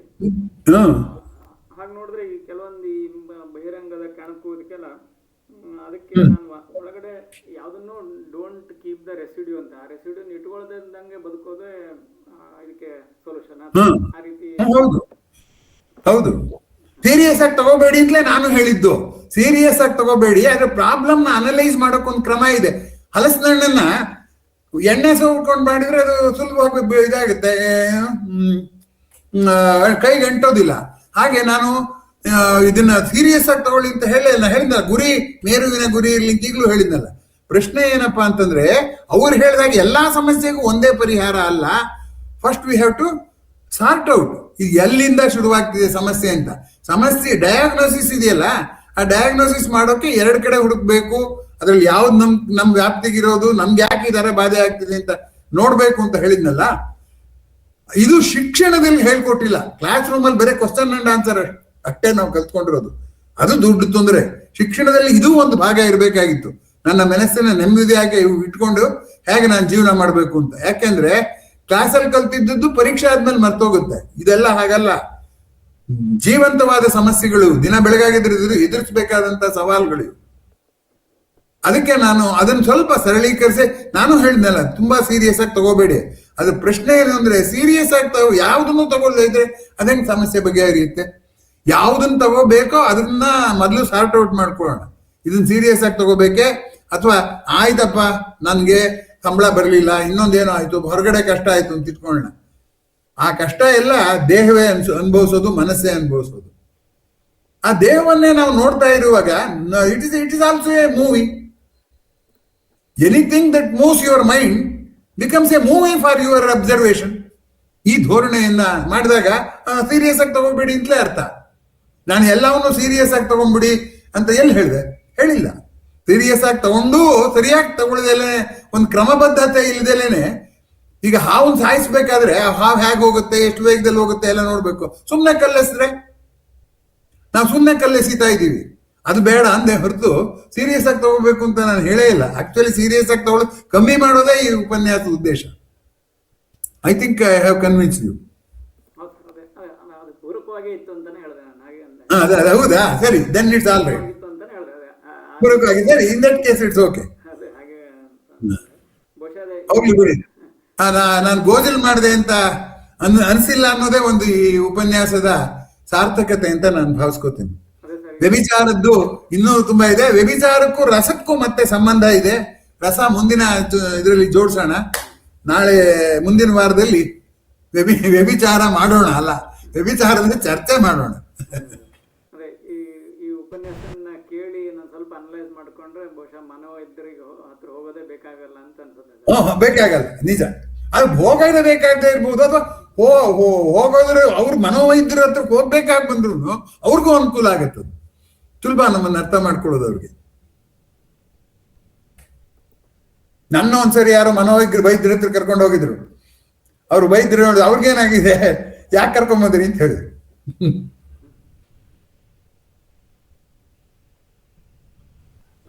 ನಮಸ್ತೆ ಗುರುಜಿ. ಹೇಳಣ್ಣ. ತುಂಬಾ ಚೆನ್ನಾಗಿತ್ತು ಗುರುಜಿ, ಬಹಳ ಖುಷಿ ಆಯ್ತು. ಖಂಡಿತವಾಗಿ ಆ ದಿಕ್ಕಲ್ಲಿ ಸಾಕ್ತಿವಿ. ಮೊದ್ಲು ನಮ್ಗೂ ಏನು ಗೊತ್ತಾಗ್ತಿರ್ಲಿಲ್ಲ, ಏನಿದು, ಏನು ಎತ್ತ, ಅಂತರಂಗ ಬಹಿರಂಗ.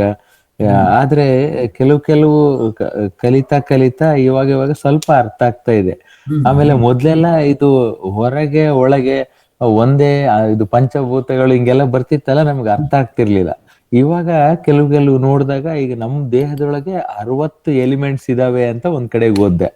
ಅವಾಗ ನನ್ಗ ಅನ್ಸ್ತು, ಹೊರಗಿರೋದು ಒಳಗಿರೋದು ಒಂದೇ, ಅದೇ ತರನೇ ಪಂಚಭೂತಗಳಿರ್ಬೋದು ಅಂತ. ಆ ನಂತರ ನಿಮ್ಮ ಯೋಗದ ಉಪನ್ಯಾಸದ ಕೆಲವುಗಳನ್ನು ಓದ್ದೆ ನಾನು. ಅದನ್ನು ಇದನ್ನು ನೋಡಿದಾಗ ನನ್ಗೆ ಸ್ವಲ್ಪ ಈಗ ಅರ್ಥ ಆಗ್ತಾ ಇದೆ. ಆ ಪತಂಜಲಿ ಸೂತ್ರಗಳನ್ನ ನಾವು ಕರೆಕ್ಟ್ ಆಗಿ ಫಾಲೋ ಮಾಡ್ತಾ ಹೋದ್ರೆ ಬಹುಶಃ ನೀವ್ ಹೇಳ್ದಂಗೆ ಹಲಸಿನಹಣ್ಣಿಂದ ಬಿಡಿಸ್ಲಿಕ್ಕೆ ಏನಿದೆಯಲ್ಲ, ಅಲ್ಲಿ ಒಳಗ್ ಹೋಗ್ಲಿಕ್ಕೆ ಸಾಧ್ಯ ಆಗತ್ತೇನೋ ಅಂತ ನನ್ನ ಅನಿಸಿಕೆ. ಬಟ್ ದುರಂತ ಏನಪ್ಪಾ ಅಂದ್ರೆ, ಪತಂಜಲಿದು ಯೋಗಾಸನವನ್ನೇ ಯೋಗ ಅಂತ ತಿಳ್ಕೊಂಡಿದ್ದಾರೆ. ನಾವು ಏನ್ ಹೇಳೋದು?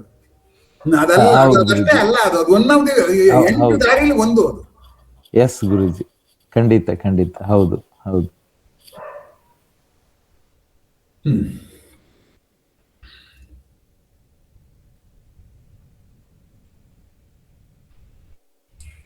ಹೇಳುವ ನನಗೆ ಬಿಡುವಿದೆ, ಕೇಳುವ ನಿಮಗೆ ಬೇಕಾದಷ್ಟು ತಾಪತ್ರಯಗಳಿದೆ ಅಂಥದ್ರಲ್ಲೂ ಕಿವಿ ಕೊಟ್ಟು ಕೇಳಿದ್ರಲ್ಲ.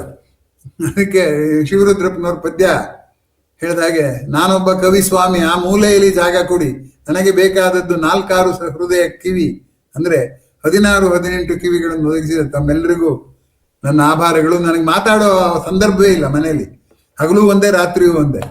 ಆ ಬಿಡುವನ್ನೆಲ್ಲ ನಿಮ್ಮ ಒಂದು ಎನ್ಲೈಟನ್ಮೆಂಟ್ ಅಥವಾ ಹೊಸ ದೃಷ್ಟಿಕೋನ ಸೃಷ್ಟಿಸೋದಕ್ಕೆ ವಿನಿಯೋಗಿಸ್ತಾ ಇದ್ದೀನಿ. ಅದನ್ನ ಕೆಲವರಾದರೂ ಉಪಯೋಗಿಸ್ಕೊಂಡ್ರೆ ಸಂತೋಷ ಅಂತ ನನ್ನ ಭಾವನೆ. ಯಾವುದು ಇಲ್ಲದಿದ್ರೆ ಮುಗಿಸ್ಬೋದು.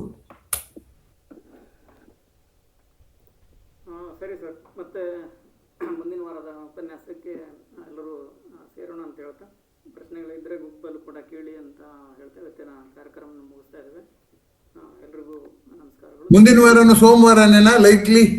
ಭಾನುವಾರ ಸೋಮವಾರ ಸೋಮವಾರನೇ ಮಾಡೋಣ ಸರ್, ನೋಡೋಣ. ಆಯ್ತು, ನೀವು ಹೇಳಿ, ನಿಮ್ದು ಅದು ಯುವರ್ ಪ್ರಿಯರಾಗಿಟಿವ್, ನಾನು ಅದಕ್ಕೆ ತಲೆನೇ ಹಾಕಲ್ಲ. ಹೊರ ಜಾಗ ಅದು ನನಗೆ ನಿಮ್ಮ ತೀರ್ಮಾನ. ಸರಿ, ಮತ್ತೆ ಭೇಟಿ ಆಗೋಣ ಸರ್. ಓಕೆ.